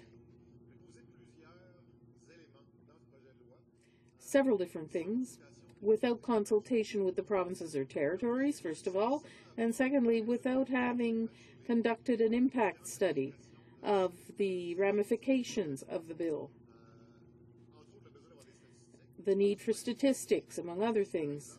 For example, what is the recidivism rate for these people who are found not criminally responsible? There's no answer. We put the question to the Minister of Justice this morning, got no answer. So these are important questions, and we want answers from the government on these delicate issues. And this would be my conclusion, Mr. Speaker. I put a question to the Minister of Justice as well. I didn't get an answer. Were there any consultations with the provinces? Are they prepared to assume the costs? There was no preliminary consultation when there was minimum sentencing under C-10, but that will bring about new costs, not just for the system as a whole, but for the institutions that have to deal with these people. The Centre for Addiction and Mental Health in Ontario has 104% occupation. They don't have the resources. Ontario can't give it the resources they need. This bill will miss the boat on that part of the problem. So I thank you very much, and I will answer my colleagues' questions gladly. Questions and comments? Questions and comments? Honourable Deputy. The Honourable Member for Pontiac. Thank you, Mr. Speaker. I have one question. Since we're debating this bill, and that is, where are the voices of the victims in this bill? Is the government really listening? It seems to me that they're really not addressing this fundamental question. The Honourable Member for Rimouski, Nejet, Témiscouata-les-Basques. The voices of the victims must be heard, indeed, I'm aware of that. And I hope that we will be able to decide during committee consideration, because we will be supporting the bill at second reading. I hope that the committee will really listen to what they have to say. That's the reason why the committee, I guess the committee will invite a lot of experts and people who are in the system, victims who can talk about their concerns. I think there are aspects of the bill that mean that victims can be better represented and better served by the system. For instance, forbidding communication between the non-criminally responsible accused and the victim. There could be injunctions. Also, the ability to communicate with the victim. The system communicates with the victim. But when the person is released, if they're not criminally responsible, if they're discharged conditionally or unconditionally, it seems to me that's a reasonable philosophy. But I don't want this to turn out to be a PR exercise from the government. The expectations and concerns of victims should truly be reflected in the bill. Questions and comments? Kamloops, Thompson, Caribou. Speaker, and I really appreciated hearing the words from my colleague that they are concerned about the words of victims. And I don't know if he's aware, but certainly in the very, very difficult case in British Columbia, the Schonborn case, when this particular piece of legislation was announced, the victims of this crime who've had to deal with horrific difficulties over the last few years said to Parliament, they said, please pass this legislation and please pass it quickly. So I guess my question to the honourable member is he willing to move this forward very quickly so that victims indeed will have their voices heard, and they'll have their voices heard in the whole process. Thank you. Honourable Member for Rimouski, Nejet, Témiscouata-les-Basques. Thank you, Mr. Speaker. I'm not perfectly aware of all the cases that happen outside of Quebec. I'm more familiar with those within Quebec, but I can sympathize with victims because we have cases in Quebec that are very similar, of course, in terms of the impact they create. We mustn't lose sight of the fact that even though we must give enough space to victims and listen to them, that's perfectly legitimate. We should include them in the system. But we must not lose sight of our responsibility as parliamentarians to make sure that the legislation is adequate and will be integrated adequately into the criminal code. We can't proceed as expeditiously as the member would hope. We have to keep a cool eye, a cool head, and do our job adequately, and I hope that's what the committee will do as well. The Honourable Member for Charlebourg-Haute-Saint-Charles, we have 1 minute. Oh, Mr. Speaker, Catherine Latimer of the John Howard Society said we need more services for the victims of sexual abuse, homosexuals, transsexuals, who are doubly and triply victimized in our society. So I'd like to hear the member. He talked about the media and legislating according to headlines. She says we should work on prevention. I'd like to know what the member thinks of that. The honourable member for Rimouski-Neigette-Témiscouata-Lébasse, you have 30 seconds. I will answer quickly. The question is highly relevant. I think there are many aspects here. First of all, we have to make sure that a bill like this doesn't bring about the stigmatization of people with mental disorders. This has to be something that Parliament must bear in mind. Now, with regard to prevention, I can't elaborate, but I mentioned the Centre for Addiction and Mental Health, which deals with cases of people found non-criminally responsible. Their occupation rate is now 104%. There's no resource for prevention and treatment. And unfortunately, the bill will miss the mark in large part, and that's what we're asking the government to do, is focus on treatment and prevention when discussing this bill. Resuming debate. La députée. The honourable member for Notre-Dame-de-Grâce-Lachine. Thank you very much, Mr. Speaker. I'm very pleased to be able to rise today in the House to talk about Bill C-54, an act to amend the Criminal Code and the National Defence Act, mental disorder. So, some context to start. This is a bill that makes three major amendments. First, the amendments proposed to give priority to public safety, to create the designation of not criminally responsible, and to ensure that we look to the victims. So, first of all, there is 672 of the Criminal Code, which sets out that the Commission or the Tribunal has to take into consideration with regard to the release of the individual, their state of mind, and their social reintegration. So the bill, as we've already mentioned, as some of my colleagues have mentioned, is a bill that we will support at second reading in order to be able to study it in greater depth in committee. So that said, there are already measures that exist to give priority to public safety. This is something that we find very important because we will hear from witnesses, experts, who will talk to us about this. For public safety, the legislative amendments to the mental disorder regime set out in the bill on not criminally responsible clearly talk about public safety as the predominant factor for the tribunal, the court, and the review board. So let me explain that. Currently what happens is that there are three types of verdicts that exist during a trial for individuals who have a mental disorder. They can have an absolute discharge.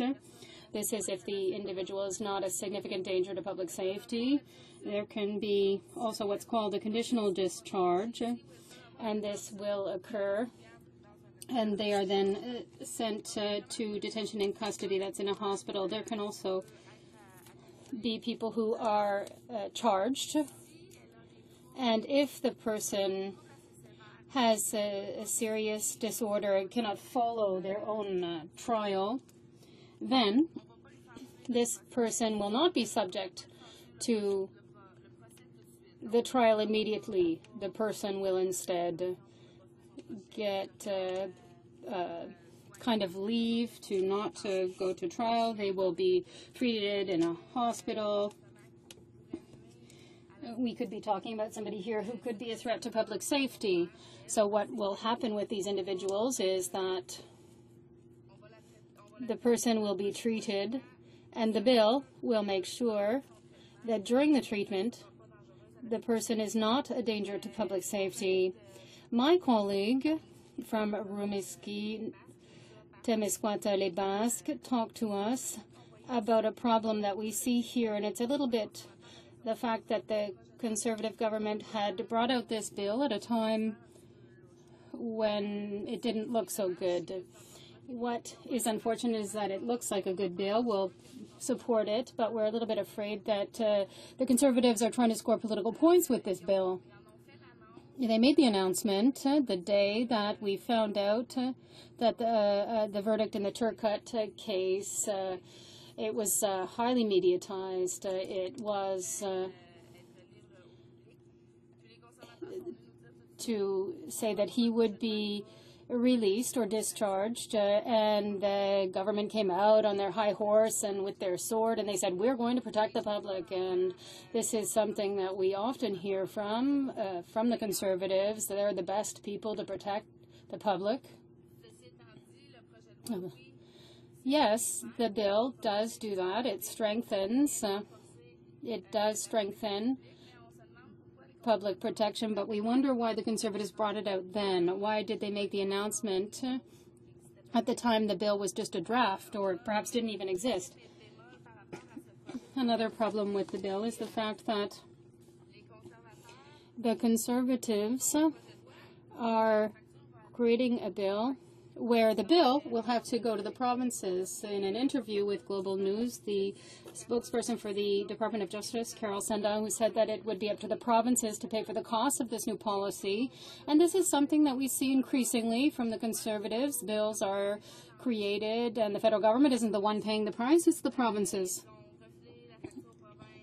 The provinces have had to pay for the old age security issue and C10 on mandatory minimums. And here's yet another bill, a good bill in this case, but the costs will once again have to be assumed by the provinces. And we don't know if there have been consultations with the provinces and territories. We don't know what is going to happen. We don't know if the provinces are going to have enough money to deal with the consequences of this bill. There is an organization in Ontario that is responsible for people with mental disorders and justice, and currently the capacity of that organization is at 104%. So with this bill, which is a good step in the right direction, really, but we wonder if the means to do this will be there.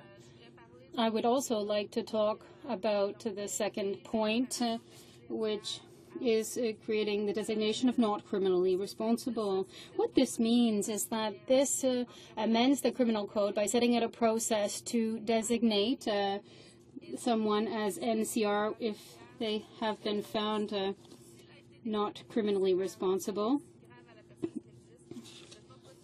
If they're found to have committed something causing grievous bodily harm, then it's possible they could commit another similar crime and could be a danger to public safety. So people who have the NCR designation present high risk.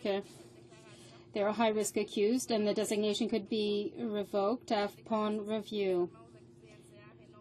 So this applies only to NCR individuals and not to those who are unfit to stand trial. So we're talking about, when we talk about unfit to stand trial, people who were unable to understand what was happening at the time of the offense. So there you have it. The third element that I was mentioning earlier is to increase victim participation, and I want to really stress this point. Victims are often forgotten by the Conservatives, and that's what concerns me. And there is always bills, law and order bills, and the victims are often forgotten. I've worked in a prison myself. I was a teacher, in fact, in a detention center. And social reintegration is one of the essential keys to ensure they can return to society. And I understand that we must have legislation. I understand that we have to do this. No one's against that, but there's a piece missing. The piece where they talk about reintegration. And when I was talking to my colleagues about it earlier, it was determined that it was hard to get figures from the government in this regard. So There are MPs who have asked the question, could we get an answer? We wanted to know the jurisprudence statistics that the government has collected with regard to individuals who are found not criminally responsible. We wanted to get also information about how much time someone found not criminally responsible was treated before being discharged. We also wanted to know how many people exactly this would concern. And I think that when we talk about increasing victim participation, as I said, victims are often behind a lot of these bills, and the victims will be advised upon request when the individual is discharged. There will be a prohibition of communication between the victim and the accused and ensure victim safety. So I think it's a bit vague here to ensure victim security is taken into consideration. What and how will this be done? In short, Mr. Speaker, I think that it is a good bill, but it is a bill that will strengthen already existing legislation. I hope that the Conservatives will not get into a game where it's all about scoring political points. The goal here is really to have better legislation that will respect human rights, and I hope that we'll be able to see it in committee in time to study it and to invite witnesses and to really go through the entire process in order to pass the bill. Thank you. Questions and comments? The honourable member for Oshawa. Thank you very much, Mr. Speaker. And I want to thank my colleague. I did listen intently to her speech. And one of the things she asked, she said, why did the government bring forth this legislation? What was the timing all about? But I want her to be aware, she's been in this House for a while, it is very consistent with our government's commitment of making Canadian streets and communities safer.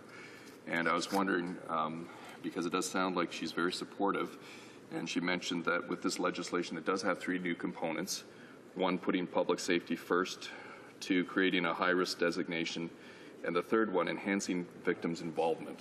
That's the one I wanted to talk to her about, Mr. Speaker, because we have heard of some horrible cases where we have victims, 3 beautiful children, we could quote how they were murdered, and then the perpetrator being released into the community or being okay to go into the community after a short period of time without even the family knowing.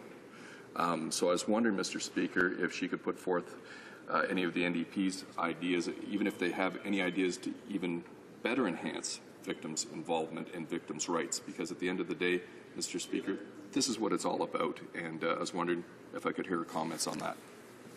The Honourable Member for Notre-Dame de Grace-Lachine. Thank you, Mr. Speaker, and I want to thank my honourable colleague for that question. In fact, there are 2 aspects to the question I would like to touch upon, the first of which is this. He said, why did they come forward with the bill at this time? Well, yes, in fact, it's part of the government's agenda, but the announcement fell on the very day where we learned that Dr. Guy Turcotte would be released to the community. I think that this was a big political win instead of something to improve legislation. That's why I said it was a bit of an issue. The second part of the question was that he talked about the 3 amendments, and as I said in my speech, yes, in fact, we do think these are good measures. I don't agree with the fact that a criminal gets to go back to the community without the family being made aware of that fact, and I think that in this bill it's being taken into consideration in order to be able to advise, warn the families. That said, the little problem is that how are we going to ensure that the accused is reintegrated into society? I think there's not a lot of support given here, and with regard to the victims, we'll have to ensure assistance for the victims. We'll really have to help them psychologically as well. We'll have to be able to make sure that the victims understand the process, because when they talk to us often, it's very complicated. Even for me, when I had to talk about this bill, I had to read it a number of times, because I think when you really get into the heart of it, and when you're just the average individual, and I was a teacher before, I think there's a number of elements here that become quite specific. You have to really understand them. I think there's perhaps some awareness that needs to be done to ensure that everybody really understands what we're talking about here. People agree, perhaps, with the way the decisions are made, and I'd like to hear from the experts in committee on this. Questions and comments.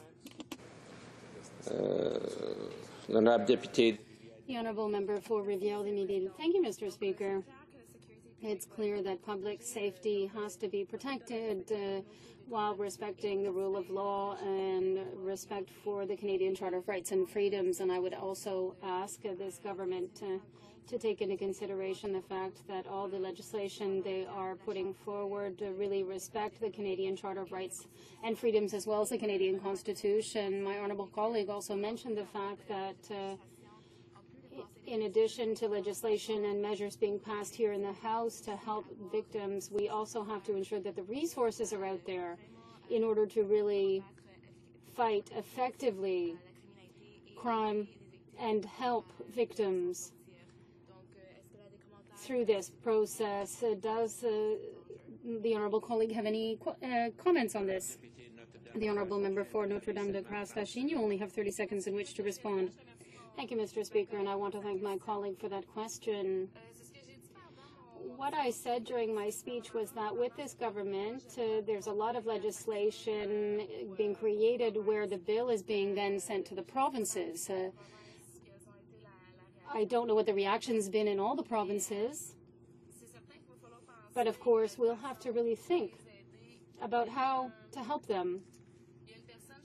There is an individual, and I'm trying to find the name here, but a professional president of the Canadian Association of Schizophrenics, who said that this bill would give people even more means to be prejudiced against individuals with mental disorders. And I think that this bill doesn't help such individuals. They will be even more stigmatized, and they'll be stigmatized. And I think the provinces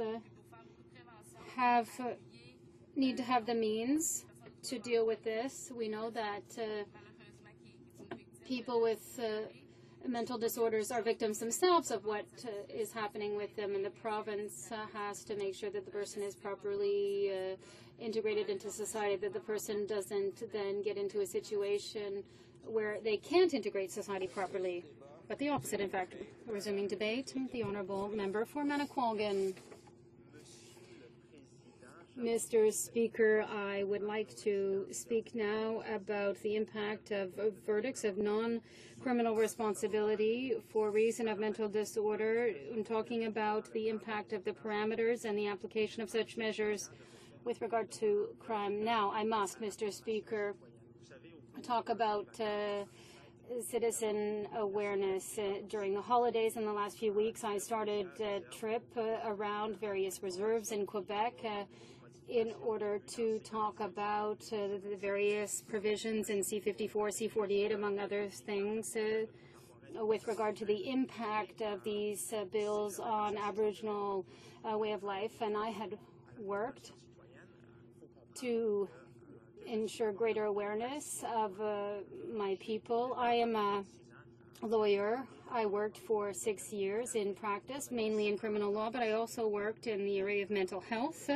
And during my years of practice, I was called upon to make presentations on various legislation and to talk about the application of various parts of the criminal code which are mentioned in this bill. I think, Mr. Speaker, following a review of the media coverage of a number of files over the past few years, I would say that the media, because it's popular and in order to sell publicity, will really go with the shocking news. And there is, to some extent, some misinformation. That is why some people in various areas of life don't understand properly, and there are some mistaken impressions and ideas that are really views held by the general public. And I'd like to talk about what really the situation is in the application of these sections. We have to understand that 672 A and B, these are, in fact, the prosecutor can put these to the judge in a specific case. We have to understand quickly, Mr. Speaker, that when we meet with our client, based on my own experience, when we meet with our clients for the first time, we realize quite quickly whether this person is suffering from a mental disorder. We talk about decompensation in the field of psychology, and you say that an individual is suffering from decompensation when they're disorganized and disoriented, and you meet with them in a cell or in the psychiatric wing, and of course you realize when an individual is not in full possession of their means, and it is based on that we submit to the judge and say, well, Your Honor, I went and met with my client and he was unable to give me clear guidelines. He seems to be decompensating, he seems disorganized, and that is why I have reasons to believe that he is not in full possession of his faculties.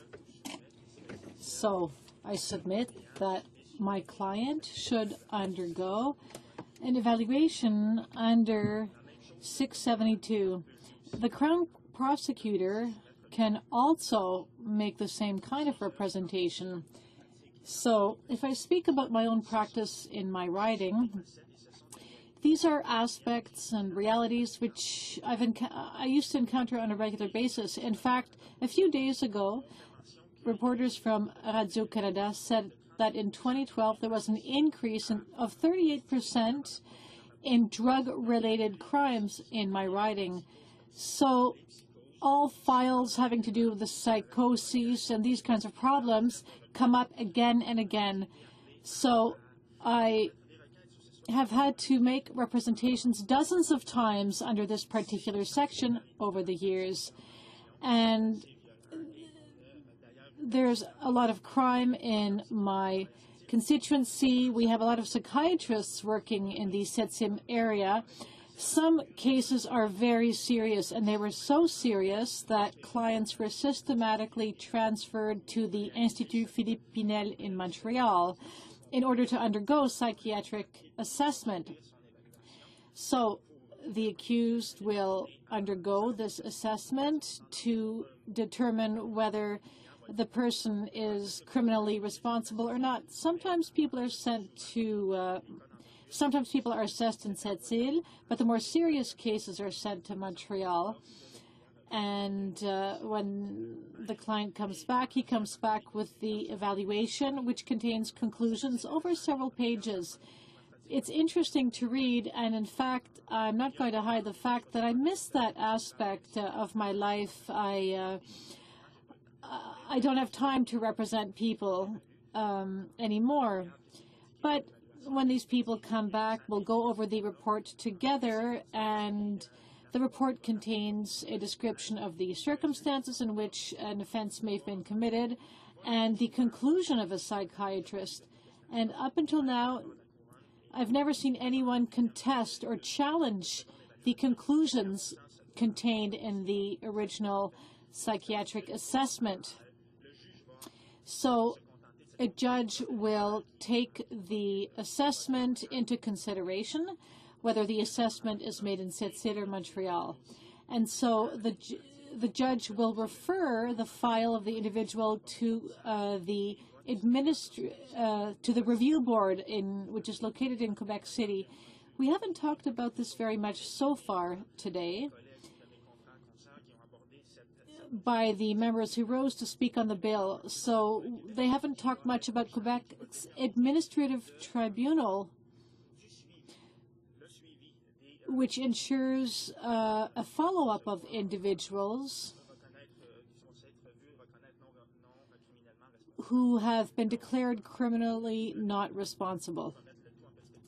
So to give you a little perspective, Mr. Speaker, These hearings by the Administrative Tribunal in Quebec are conducted by video conference, so the panelists appear on screen and you're present with your client who has to show up on a regular basis for these hearings. Sometimes it's a few times a year, sometimes it's once a year. And it's the panelists on the Administrative Tribunal who decide how each case will be treated.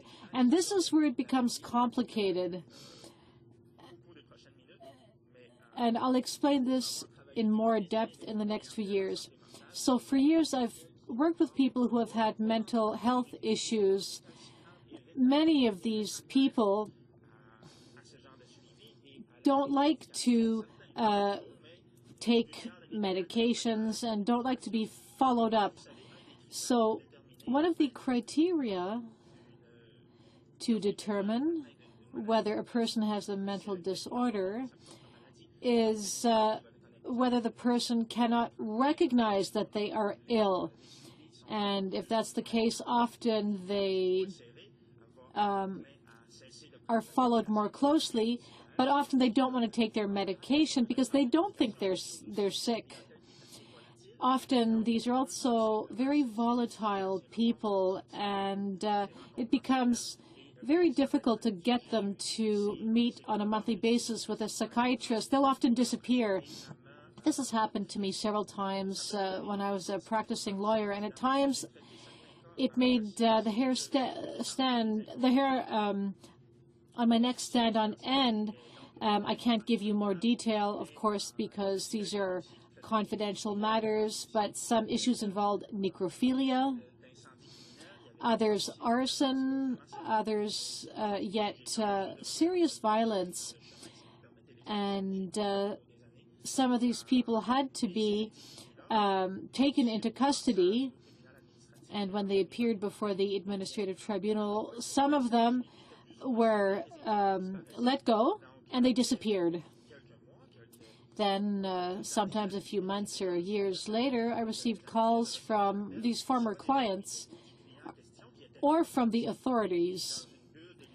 And some of these clients, when they were well again, were wondering what was happening with their case, because in the case of one particular individual, I knew he was extremely violent, and I won't go into detail now, but honestly, at times I lost sleep over these cases.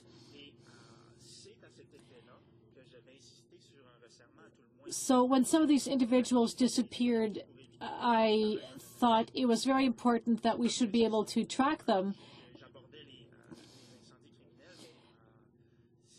This involved cases, for instance, of people who had committed arson, but some people committed other crimes. You see all kinds of things when you're working with psychiatric cases. It could be enlightening to read about these situations, but sometimes it's very scary to read about them. Thank you very much. Recently, there were events which received huge media coverage, and in all of this, it's very important to uphold the primacy of law and to ensure that the Charter is not violated. I certainly intend to go back to practicing as a lawyer, so perhaps I shouldn't say that, but I have to say that it was fairly easy for me to represent some clients and have them let go. Often they received an assessment, and then the judge referred their case to the Administrative Tribunal. The tribunal's decisions were not binding, at least when it came to the tribunal located in Sept-Îles. It might be different for the tribunals located in larger cities, but I'm thinking of a particular person who disappeared after his hearing and who only showed up once afterwards to another hearing. Perhaps a warrant was put out for the arrest of this person, and who knows, maybe the police caught him. But who knows, perhaps when they did, he was taking his medication and did not represent a danger to society at that point. There are people suffering from schizophrenia who may not be a danger to themselves or to the public when they are taking their medication. But all of this is very, very problematic. I'm thinking of another client. He was a martial arts expert, and he basically beat up every person who had to share his cell. He thought they were all Hell's Angels, and he sent everyone to the hospital. And I think in hospital jargon, these very dangerous individuals who are violent are called 98s. I remember there was this one person who was at the hospital. He was taken into the hospital at Sept-Îles, and he smashed in the faces of 5 staff at the hospital. This person was in an altered state, and he was hallucinating. He didn't know what was real and what wasn't. However, he was set free, and authorities lost his trace for 8 years. A couple of years ago, he called me and asked me to find out what was happening with his case. And so there you can see that these cases can be extremely erratic and unpredictable. Thank you very much, Mr. Speaker. I would like to inform the member that he has some time left, 6 minutes and 30 seconds, if he wishes to finish his speech at the next sitting. Since it is 1:30, the House will now move to private members' business, as indicated on today's order of business.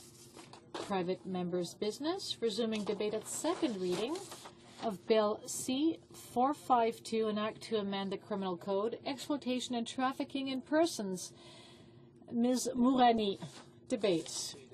The member for Notre-Dame-de-Grâce-Lachine has 8 minutes to complete her speech. Thank you very much, Mr. Speaker. I started to speak on this issue on another sitting, and I presented amendments which in fact had been presented by the member for Ahuntsic. So I will continue. That I just mentioned at the first time I spoke about this bill are a step in the right direction, but we need to go further. We need to address the fact that human trafficking affects mostly women, mainly Aboriginal women, our sister in spirit. Canada's First Nation peoples, Innu and Métis, need to be included in this dialogue and efforts to fight human trafficking. This would be a good time for the Conservative government to come back on its decision to cut funding to First Nations and women's groups. Human trafficking is a terrible and dehumanizing crime, but it is very difficult to understand the scale of human trafficking in Canada because we lack data. Human trafficking is complex. It is done illegally. It is subversive. Its victims are very often too scared to come forward or to press charges on their traffickers. And when they do, victims lack protection after testifying against their traffickers. For all of these obvious reasons, we lack data. Studies on human trafficking sometimes overlook trafficking of Canadians inside Canada to focus instead of international smuggling and trafficking. But if you are a Canadian, if you're struggling to find a job or to finish your education, if you're lacking opportunities, if you are forced to leave your home community to find work elsewhere, and especially if you are a woman or a girl, you can fall prey to exploitation. Mr. Speaker, this has resulted in mass incidents of human trafficking across Canada. At the beginning of last year, the Hamilton Crown Attorney's Office prosecuted the largest case of human trafficking ever found in Canada and was successful in receiving a guilty plea on the matter from all accused. And last December, police uncovered human traffickers trafficking victims across Canada-US border in Stansted, Quebec. However, what is more disturbing, Mr. Speaker, is that many Canadian citizens are trafficked in a variety of different manners, including sexual exploitation and, most commonly, forced labor or servitude. Many of these victims of human trafficking, both Canadian and foreign nationals, are caught in a dangerous situation. They are forced to choose between being hurt or their families being hurt. Quand on parle de trafic humain et When you talk of human trafficking and victims, the reason why I find the member of a HoC does not go far enough in her bill is because often victims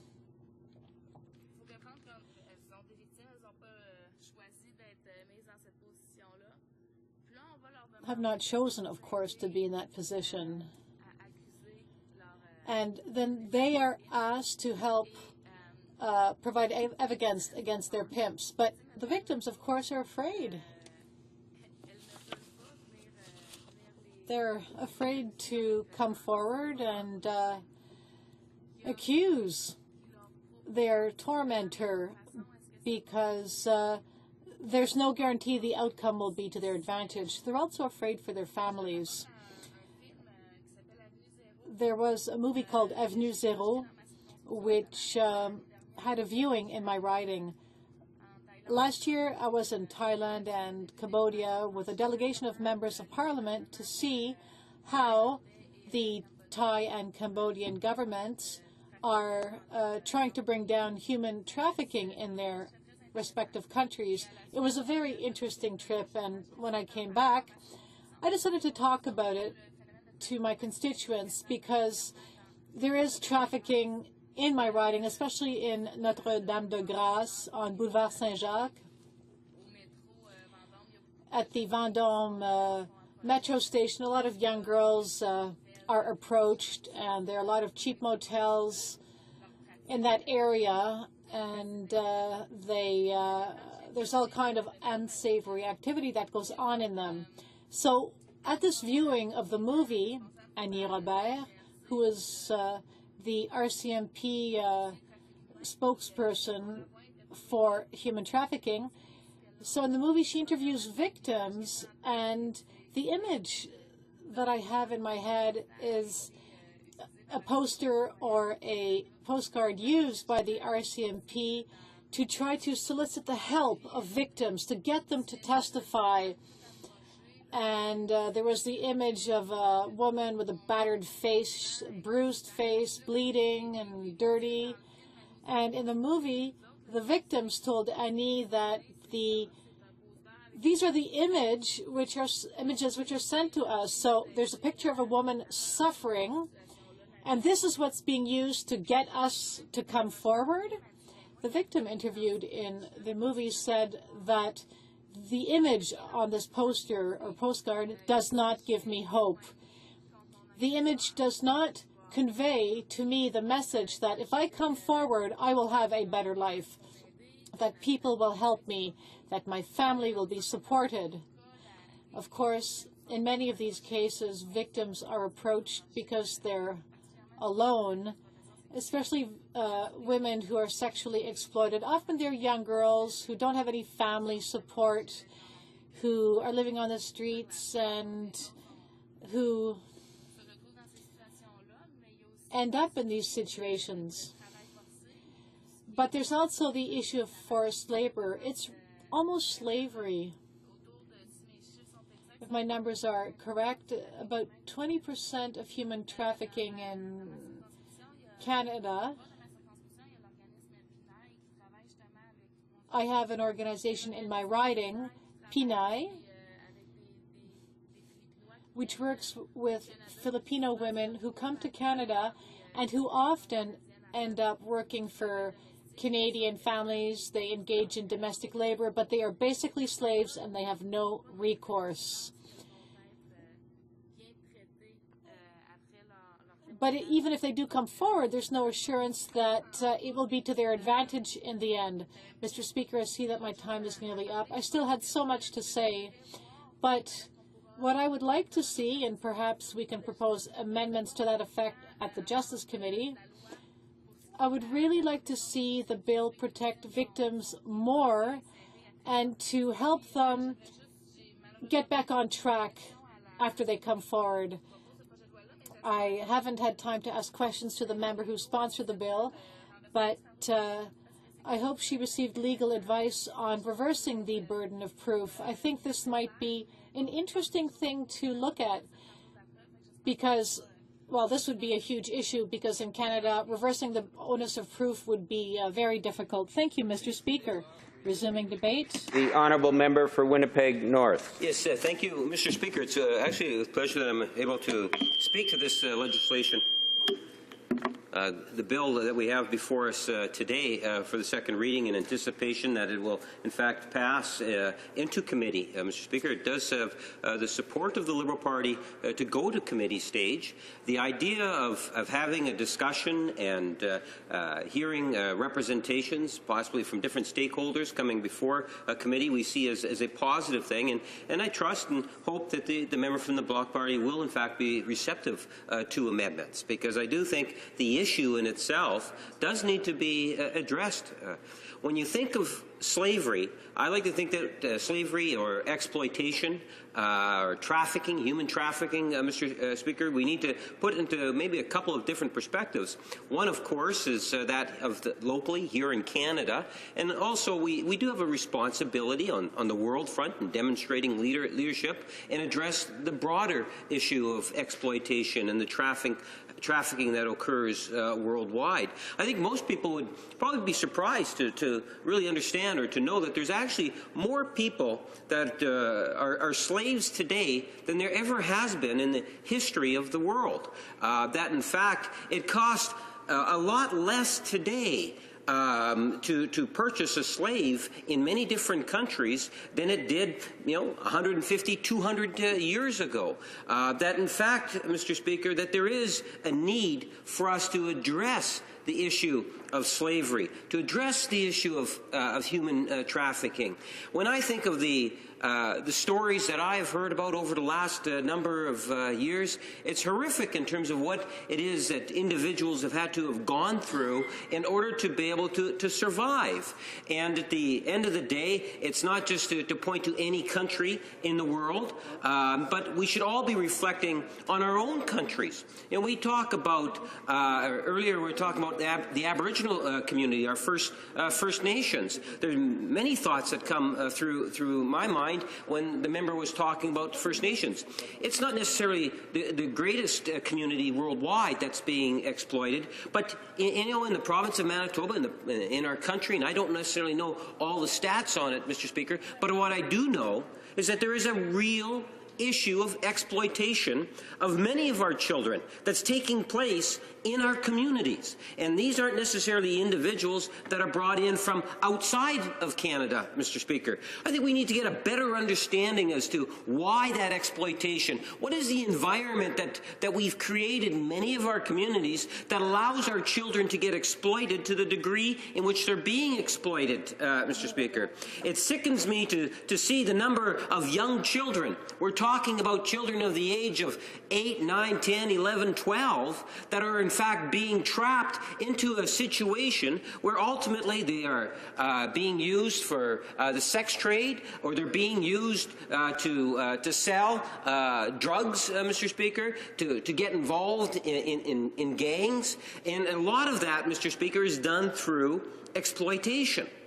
Now, we could talk quite a bit about that particular issue. What I wanted to do is to focus more attention in terms of just the trafficking that occurs, that brings people from outside of Canada into Canada and United States, Mr. Speaker, but special focus in regards to Canada.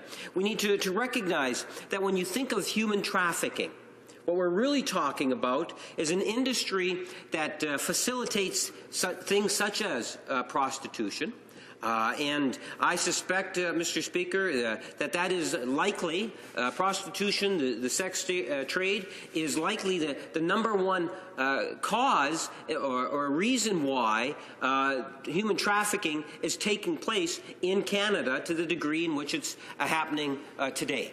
And we see individuals coming from countries, whether it's in Asia, Europe, that are coming to Canada, and quite often being forced into areas of prostitution or into strip clubs and so forth, Mr. Speaker. Not by choice. You know, a number of years ago, I remember meeting a family, and this particular family came from the Philippines.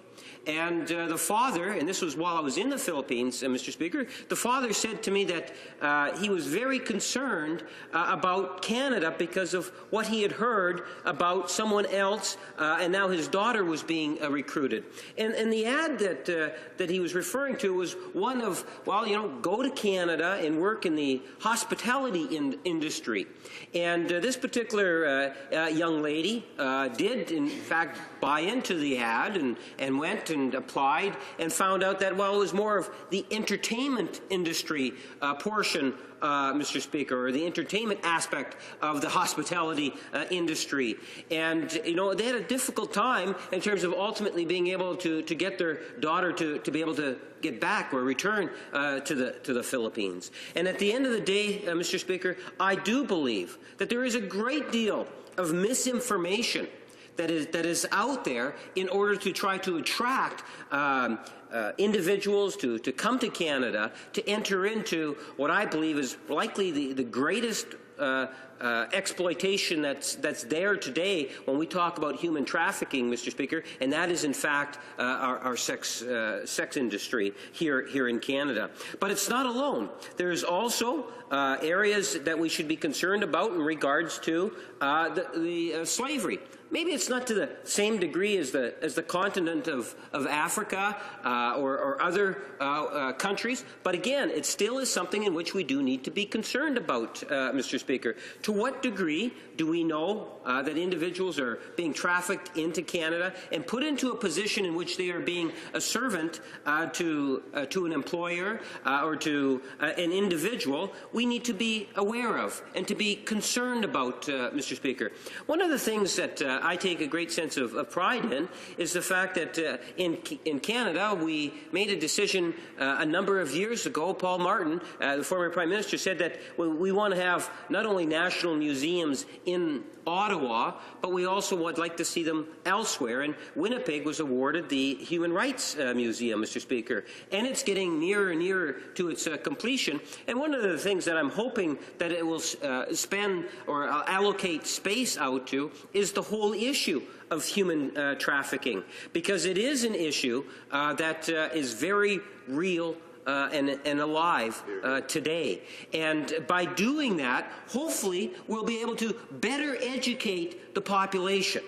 When I was told, and I started off by saying, you know, that there's more people in slavery today than there ever has been in the history of the world, that was a bit of a, I must admit, a newsflash for even myself, Mr. Speaker. I don't think that people realize to the degree in which there's exploitation that is out there. And that is the reason why I think that by the member bringing forward this legislation, even though we have some concerns in regards to it, and our Liberal Party critic, the member from Mount Royal, has had the opportunity to be able to address this bill, I understand, and will continue to follow it, Mr. Speaker. At the end of the day, what it does do is it does bring more public attention to it. And in that sense, I see it as a positive. Human trafficking exists today because, I would ultimately argue, of money. It is profit that really drives it to the degree in which we have it today. In fact, Mr. Speaker, it is only illegal drugs that brings in more money in terms of the illegal element, if I can put it that way, Mr. Speaker. You know, the top three, number one is drugs. It might be a toss-up between human trafficking and illegal arms. I suspect it's likely human trafficking, Mr. Speaker. And so what we have to do is we have to, I believe, demonstrate through leadership.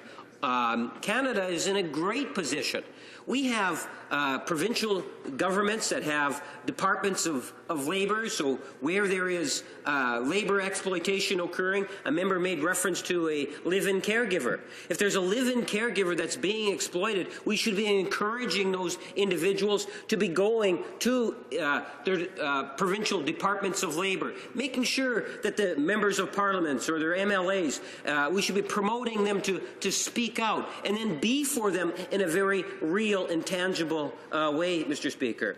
I believe at the end of the day that Canada is in a great position not only to be able to do more to fight at the local level, but more in terms of demonstrating leadership around the world, Mr. Speaker. And I thank you for the opportunity to be able to say a few words on the issue. Reprise du débat. Resuming debate. The honourable member for Hochelaga. First of all, Mr. Speaker, I'd like to thank the member for HoC for having tabled this bill. Although it needs a few adjustments regarding its constitutionality, it's a step in the right direction when it concerns exploitation and human trafficking. I think that the desire to examine it in more depth in committee should be a good opportunity in this Parliament. In the same way as weapons dealing and drug trafficking, human trafficking has become a lucrative market. In 2005, the UN evaluated it at $32 billion. Mr. Speaker, it would be nonsensical to believe that Canada is not affected by this revolting crime. Most of those affected are women and children. Poverty, as well as ethnic and cultural origins, are the main factors linking victims to human trafficking. It is socioeconomic vulnerability, as well as the lack of solid support networks that facilitates things for traffickers. They find it all too easy to drag their victims through manipulations, threat, and violence. With the increase in unemployment among the young and the high cost of living, one can wager that many young Canadians will be more easily recruited into criminal organizations dominating the sex industry. In Canada, Aboriginal women are overrepresented in human trafficking. They are 90% of the victims of human trafficking for sexual purposes in some cases, whereas they only represent 3 to 5% of the Canadian population. Active participation in the fight against trafficking young women who are Aboriginal is essential. I hope the government will correct that situation. Given the impact of our colonialist past toward the Aboriginals, Canada's attitude toward the UN reports on this issue are disgraceful. It's high time that Parliament concretely improve living conditions in First Nations reserved. This situation is the main reason why young Aboriginal women try to escape by all means problem. Canada cannot escape international human trafficking. Although this is not the point of this bill, I cannot remain silent about the systemic problems inherent in fighting international human trafficking generated by our immigration system. Tightening the immigration criteria increases use of human traffickers, or so-called agencies that offer immigration services, quote-unquote. This increases the vulnerability of migrant women. They are afraid of being sent back to their country of origin and are therefore even more captive by their exploiter. It's imperative that our immigration system be reviewed in order to protect the potential victims of human trafficking and help them testify against traffickers. A report by the University of Quebec in Montreal recommends that Citizenship and Immigration Canada work together with police services to protect victims. The researchers also recommend that a special category of refugees be created for people who are victimized by human trafficking. Every time I hear about this, I'm shocked by how common it is. Imagine my surprise when I found out that Montreal was a hotspot for sex tourism. You just have to look at the classifieds in any newspaper to feel they are filled with potential nests for human sexual trafficking. The first person found guilty of human trafficking in Canada was prostituting teenagers through classified ads on the internet quite openly. They often use the vulnerability of young women and teenagers who are leaving very difficult working situations or living situations. It's evaluated that in Canada, this business is worth between $120 and $400 million a year. A single prostitute in Quebec brings in about $1,000 a day for criminal organizations. That is about $250,000 a year. I'm convinced that that's not the kind of economic policy that this government intends to promote. I think that adoption of this bill at second reading would enable us to shed light on a strong consensus within this House about our willingness to protect the victims of human trafficking.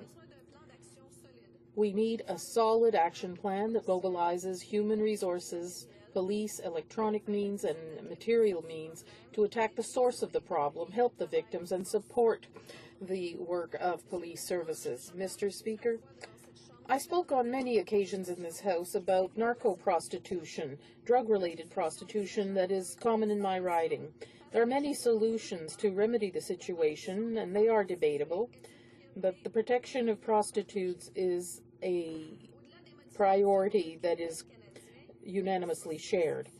Beyond amendments to the Criminal Code of Canada, institutional and community resources that offer frontline services to these women are essential tools to fight their exploitation. The implementation of a new organization called Dopamine in the red light district of Hochelaga, as well as the opening of a respite center for prostitutes, will allow us to take concrete action. It is one of the main cornerstones of a strategy against prostitution, homelessness, and drug addiction. Through an investment in the Partnership Against Homelessness, the government can get involved. I therefore urge my government colleagues to renew this essential program in the next budget. This is essential for many communities, including my own. I also want to point out before my peers the extraordinary work being done by stakeholders in many organizations in my riding, including Cap Saint-Barnabé, Stella, l'Anonyme, Dopamine, la Concertation des luttes contre l'exploitation sexuelle, Tandem Hochelaga Maisonneuve, the CSSS Lucille Teasdale, and the Montreal Police Station 23. These people deal with prostituted women in Hochelaga, and I want to thank them for their work personally. But despite the hard work of our community groups and police forces, it's the improvement of the socioeconomic conditions of women that is one of the best and most effective ways to fight their sexual exploitation by unscrupulous individuals. Mr. Speaker, I'm sure you will agree that it's aberrant to see again today that women only earn a portion of the wages men earn. Like young people, they systematically don't have access to EI. They are overrepresented throughout the country among those earning minimum wage. They are often single mothers and are clearly poorer than others because of the lack of affordable housing and social housing. Bill C-400 by my colleague for Saint-Hyacinthe-Bagotte showed some light at the end of the tunnel, but the Conservatives decided to close their eyes to this reality. The current reform of EI is hitting low-wage earners, part-time workers, much worse. Once again, these tend to be women.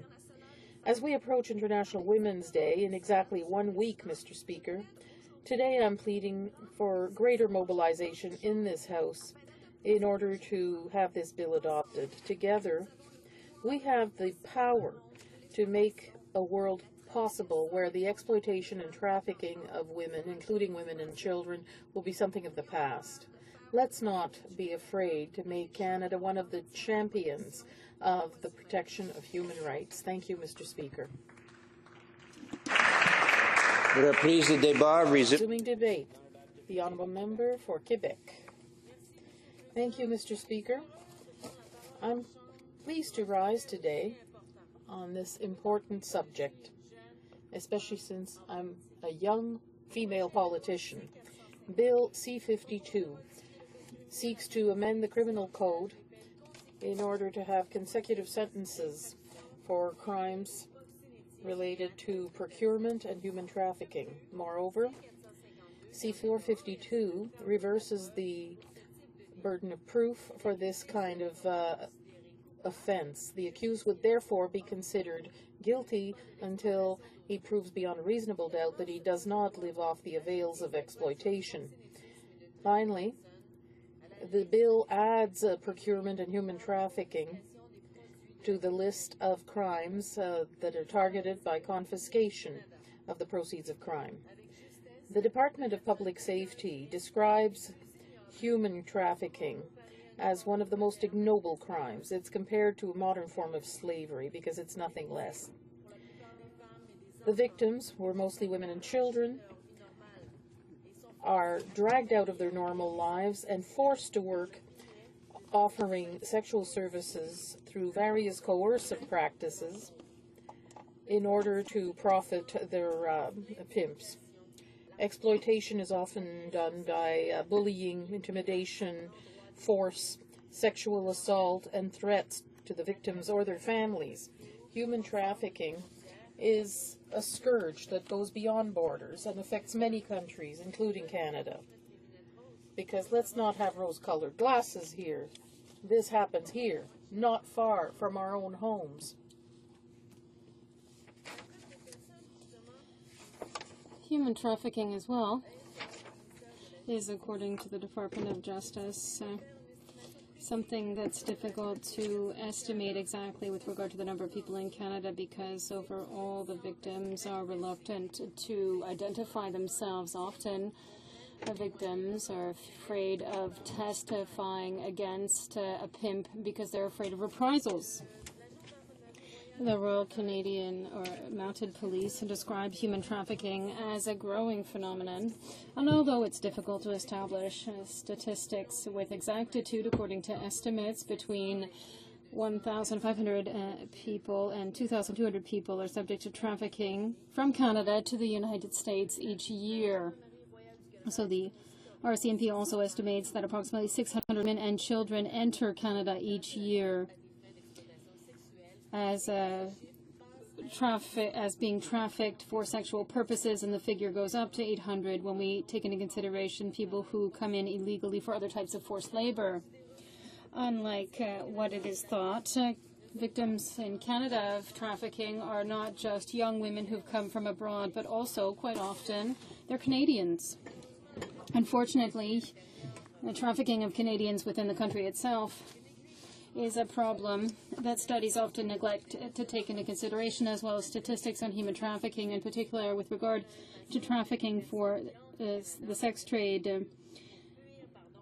Similarly, people who come into the country to flee poverty, abject poverty often in their countries of origins, can often find themselves in a workplace where they're exploited.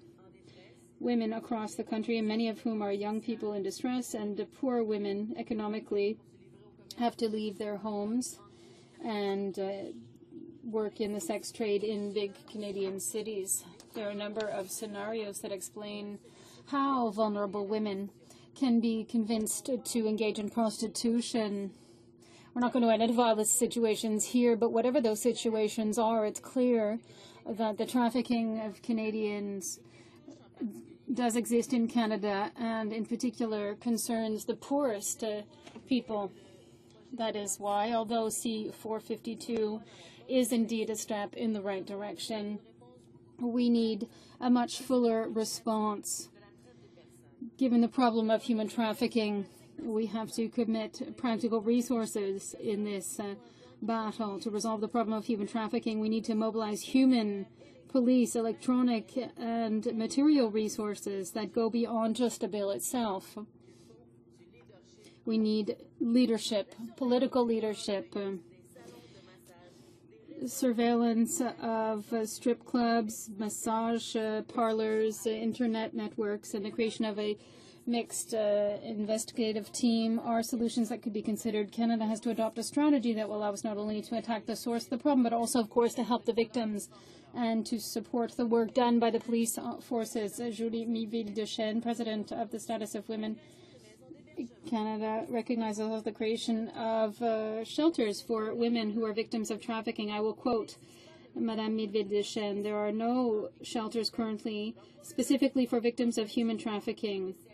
The problems are yet quite different from those who are victims of domestic violence." So the proposal of consecutive sentences and the presumption with the reversal of the burden of proof for offenses related to these offenses is problematic. In fact, the reversal of the burden of proof could be subject to recourse in the courts for being unconstitutional. Furthermore, as my colleague from the NDP from Windsor-Tecumseh has raised in the past, even if we pass C-452, it's not clear that that will lead to longer sentences. The courts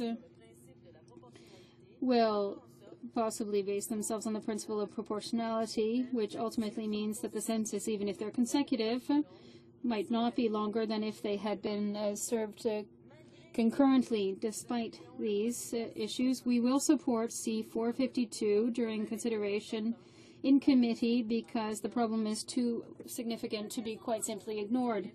I've had the opportunity to meet with organizations in my riding of Quebec who help women, girls, and boys who are involved in prostitution. I want to pay tribute to the work done by the PIPQ and the Maison de Marthe, Martha's House, who do exceptional work in this area with limited resources, the limited resources that they receive. I would like the government to adopt an overall approach with regard to the problem of prostitution and human trafficking. I would like it to attack it here in the House by amending the criminal code and also on the ground where we need more people to intervene and to ensure true effective intervention. And when I talk about an overall approach, Mr. Speaker, I'm thinking of all these bills that help us also deal with other underlying issues. We see the Conservative government rejecting out of hand a bill such as Bill C-400 on social housing, when we see that with a great deal of difficulty, all community organizations across Quebec are mobilizing and asking the Conservative government not to wait until the end of March 2014, but to right now renew the homeless strategy initiative. This is something that's an underlying issue, and it can help to lead to solutions to ensure an overall approach to this problem. I think it's important. So renew this housing or homeless strategy initiative. I know my colleagues agree with this because this would be an excellent decision. It's simple, and it would be just peanuts. We're talking about peanuts, 50 million. When you talk about all the F-35s, which will cost billions, and the boats, spy ships, which will cost billions, and really our entire social safety net is being destroyed, we could have a much more well thought about approach. You know, I heard my colleague from Notre Dame Lachine talk because sometimes you are shocked by a movie, and the film that shocked me the most in my life was human trafficking. It came out in 2005, 2006, and it shows us the extent to which it is an international problem. It's really an international problem. We talk about human trafficking, prostitution, and it can be through measures that are so subtle. You really have to be aware of this. You don't know it. Perhaps there are people that we see in our daily lives. Perhaps if you're downtown, you might see people who are in that situation, and you might meet their eyes, and you cannot be indifferent to the problems they experience. And I am with these people, and that is why I support this bill, C-452. But I think we have to do more. I think simple gestures could really help us to have a much more global and sensitive approach. Thank you, Mr. Speaker. Reprise du débat. Resuming debate. Honorable Deputy. The Honourable Member for Rivière-des-Mille-Îles. Thank you, Mr. Speaker. I'm pleased today to speak on Bill C-452, which seeks to deal with the issue of human trafficking. I've already spoken many times, in fact, on this issue. Last April, I spoke in favor of Bill C-310 to fight against human trafficking in Canada as well as abroad. In October, I spoke about C-4 to fight against the irregular arrivals of refugees. I had criticized the government's approach. Instead of dealing with the traffickers, we're more likely to punish legitimate refugees. We know that the question of human trafficking is a broad issue and takes a number of forms. Personally, I think that it's extremely important for Parliament to attack these different forms, because I believe strongly that the state has a duty to protect those who are the most vulnerable in our society.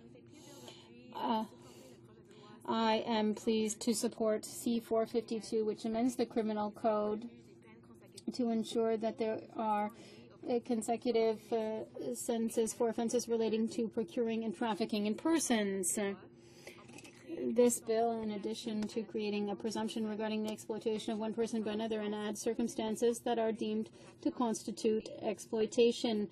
And it also adds the offenses of procuring and trafficking in persons to the list of offenses for which the forfeiture of proceeds of crime will apply. I am pleased to support the bill, as I said, first because instead of punishing the victims, it would instead punish traffickers and pimps. And I want to congratulate my colleague for having introduced the bill, because she really took the time to do this and to consult with both the community and stakeholders. So I want to mention a number of groups that support the bill.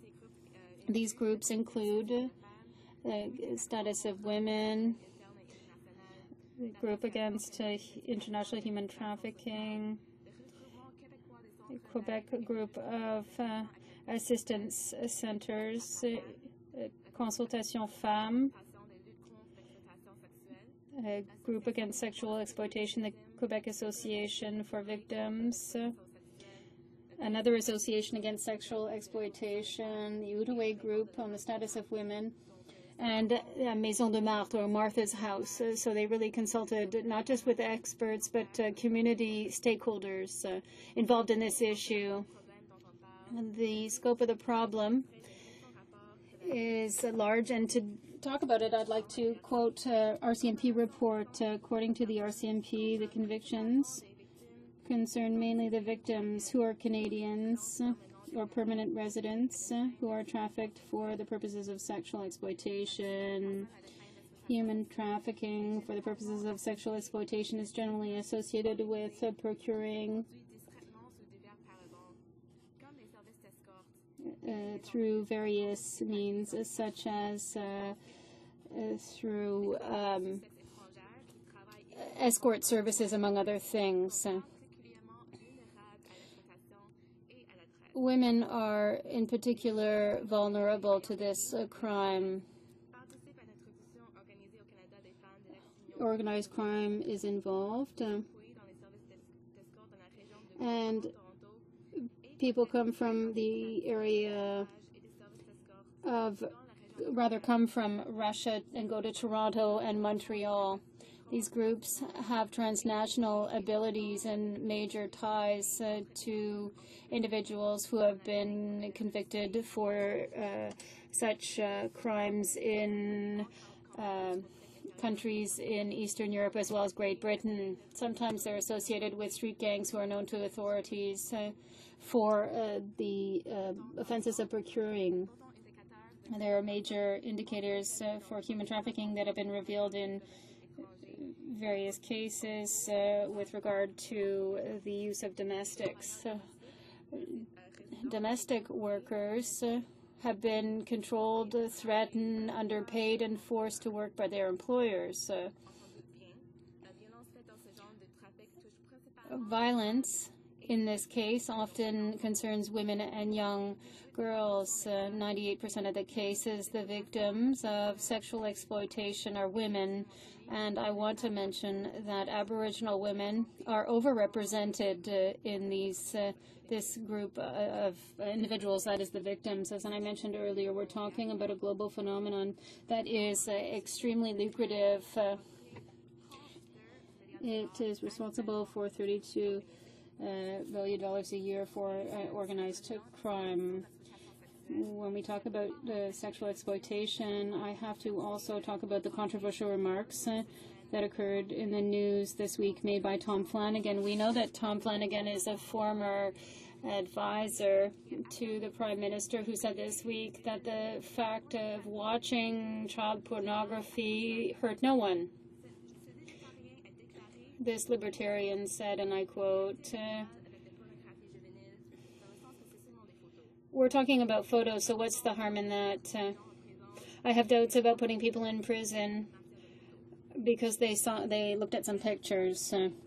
Even if he ended up by apologizing, his comments are devastating for somebody who is so influential and who is an educator. It's shameful. How can we ignore the fact that looking at child pornography requires, first of all, the production of child pornography, which causes a great deal of suffering and, of course, the abuse of children. And as the president of the University of Calgary, Elizabeth Cannon, said so well, child pornography is not a victimless crime. All aspects of the horrific crime involve the exploitation of children. I know that the Prime Minister ultimately condemned Tom Flanagan's comments. As I said, they're shameful comments with regard to the victims of child pornography, but we feel like the Prime Minister has shown a lack of judgment by surrounding himself with these questionable individuals. He was also had appointed somebody to a Security Intelligence Review Committee who was also questionable character, and Bruce Carson, and there's also Senator Brezo, who was appointed to the Senate despite the fact that he was subject of a number of complaints for misconduct, and also has been charged before the courts with domestic violence.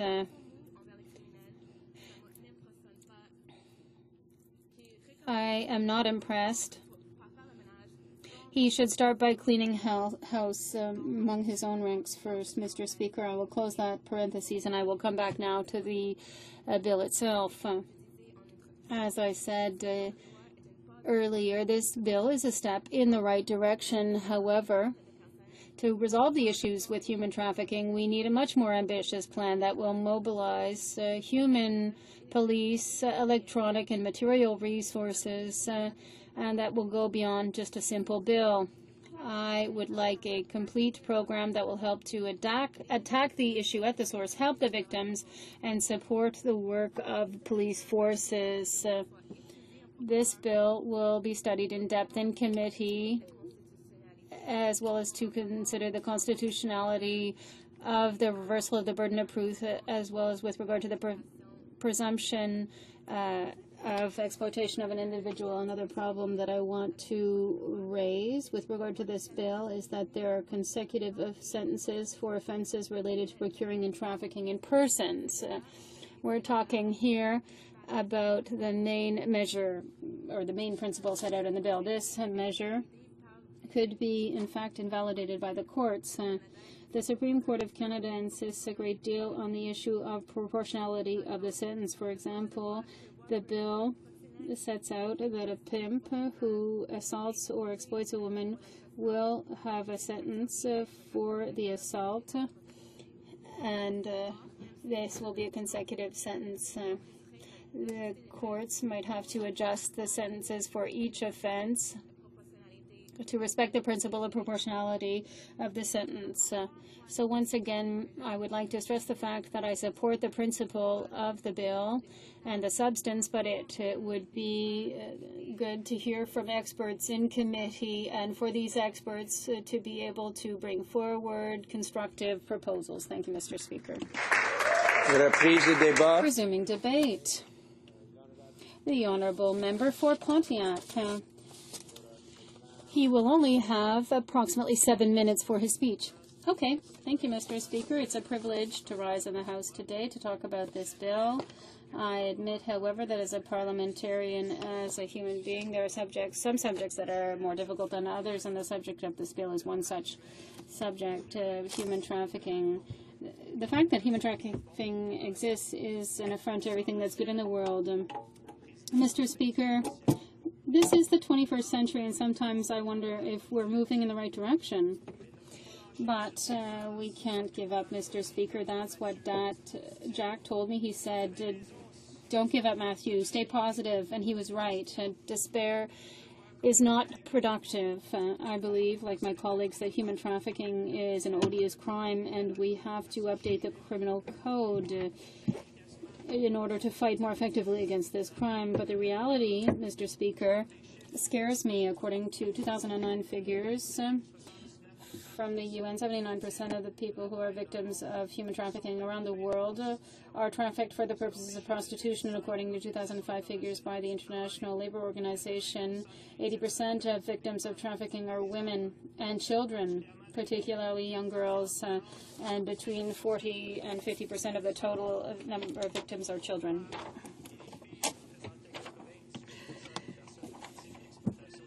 Women are also victims of sexual exploitation. Also, nationally, the 2001 report by CSIS revealed that in Canada, the average age a person enters into prostitution is 14. Based on figures by the U.S. Department of State, each year between 1,500 and 22 people are trafficked from Canada into the States. There are estimates that about 600 women and children enter Canada by way of traffic towards Canada's sex industry. This is a huge problem in Canada, and statistics often do not reveal this. Often people come to Canada to flee conditions of poverty in their home countries, but they end up in situations where they are exploited. These people often don't have educational or job opportunities in their home countries, and often they are exploited on a regular basis. In Canada, many of these people leave poor homes and somehow get caught up in the sex industry. Many of these women come here because they are promised good jobs.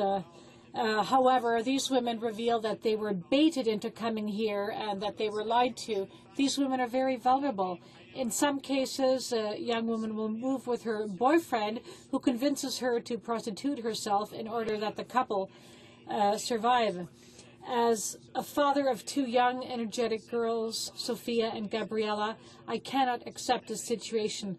It is completely unacceptable in a modern, democratic, and prosperous country such as ours. Yes, Mr. Speaker, these crimes, as all problems of this type, affect the most marginalized people in society, and in Canada it affects in particular young Native women and girls who move to cities and then they enter the sex industry. The RCMP has said that most of sex offenses involve women, Native women and girls. So it is indisputable that any plan must also involve our First Nations. We must listen to and respect them. First Nations, the Inuit, and the Métis must be active partners in the fight against human trafficking, in particular the trafficking of, and we must in particular call upon Native women's groups. This is what the Algonquin First Nation from my riding wishes as well. But what is deplorable is that the Conservatives have cut funding to these groups. Really, Mr. Speaker, sometimes I wonder what we're doing here, and I also wonder what parliamentarians in the past were doing here. I cannot hide the fact that since I've been elected, I've sometimes been disappointed by the work that we carry out as parliamentarians. There is so much waste of time. If from 1867 to today it hasn't been possible for us to eradicate human trafficking, well, then what are we doing here? Are we useful, or did parliamentarians in the past spend far too much time on the cocktail circuit, eating hors d'oeuvres and drink alcohol simply for the love of power? Perhaps my studies in political science at university have left me unduly cynical towards politics, but really, we have to do something. We have to act. However, we have to do more than this bill. We need a plan that mobilizes material, police, and high-tech resources to attack this problem, to help victims, and we need to support police forces to eradicate these horrible crimes which are taking place in our society. And we must make Canadians proud, and we must be able to feel civilized once again. I will give the last 5 minutes to the member for Ahunsik for her right of reply. Thank you, Mr. Speaker. I would like to begin by thanking all of my colleagues for having supported the bill so that it can be sent to committee and improved. I am a woman who likes to engage in consultation, and therefore I'm open to amendments. However, I would like to point out, and in fact my request is addressed to all parties, I would like to point out that it is important that any amendments presented in committee do not disembowel this committee, do not sap it of its strength. The member for Notre-Dame-Lachine said a little earlier that victims are afraid that they are being asked to testify against their aggressors or pimps.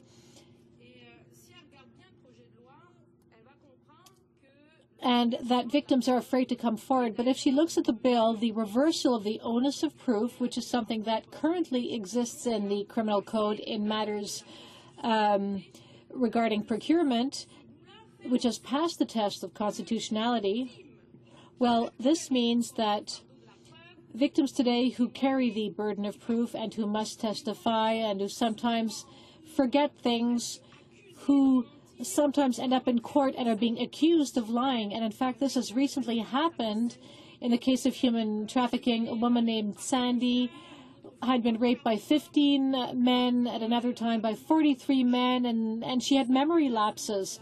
So the reversal of the onus of proof will protect victims. In fact, victims groups, women's groups, have asked for this measure, as have police officers working on the ground.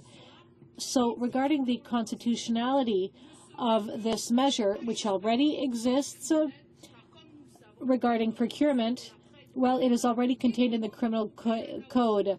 80% of the trafficking in Canada and around the world is done for the purposes of the sex industry. My honourable colleague has said that we must go forward, but must be made stronger. I agree with that, but it must be disemboweled.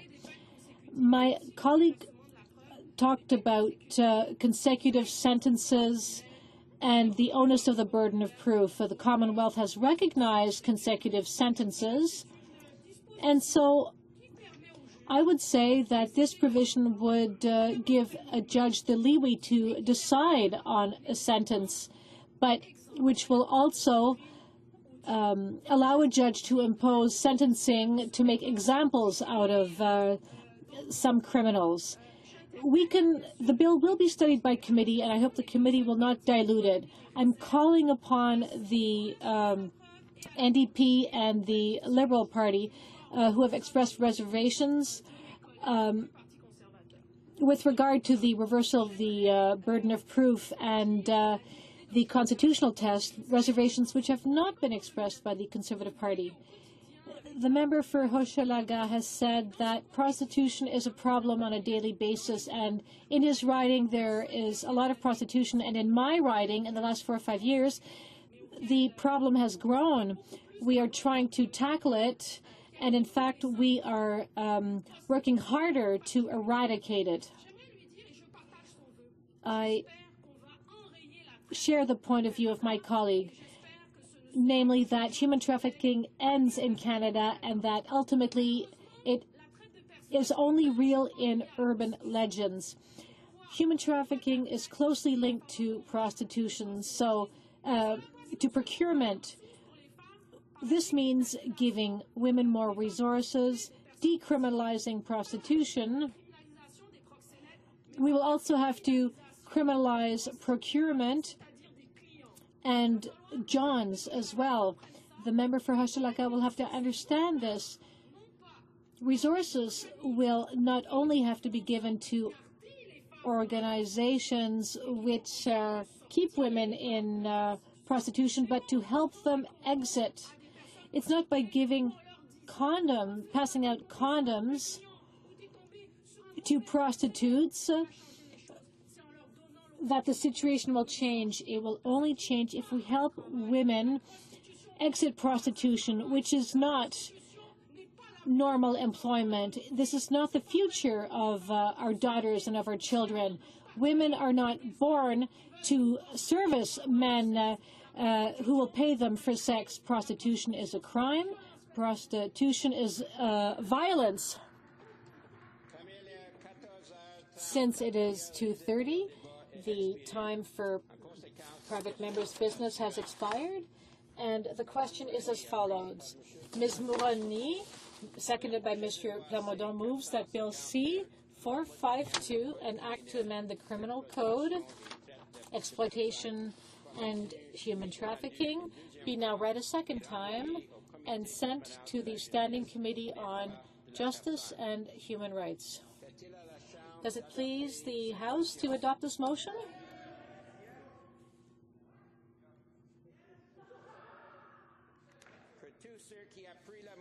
That those who support the motion say yea.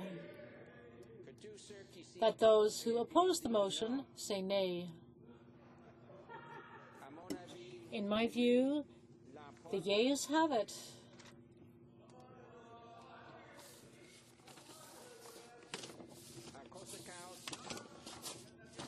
Therefore, five people. In accordance with Standing Order 93, the standing recorded vote is postponed until March 6, 2013, just before private members' business.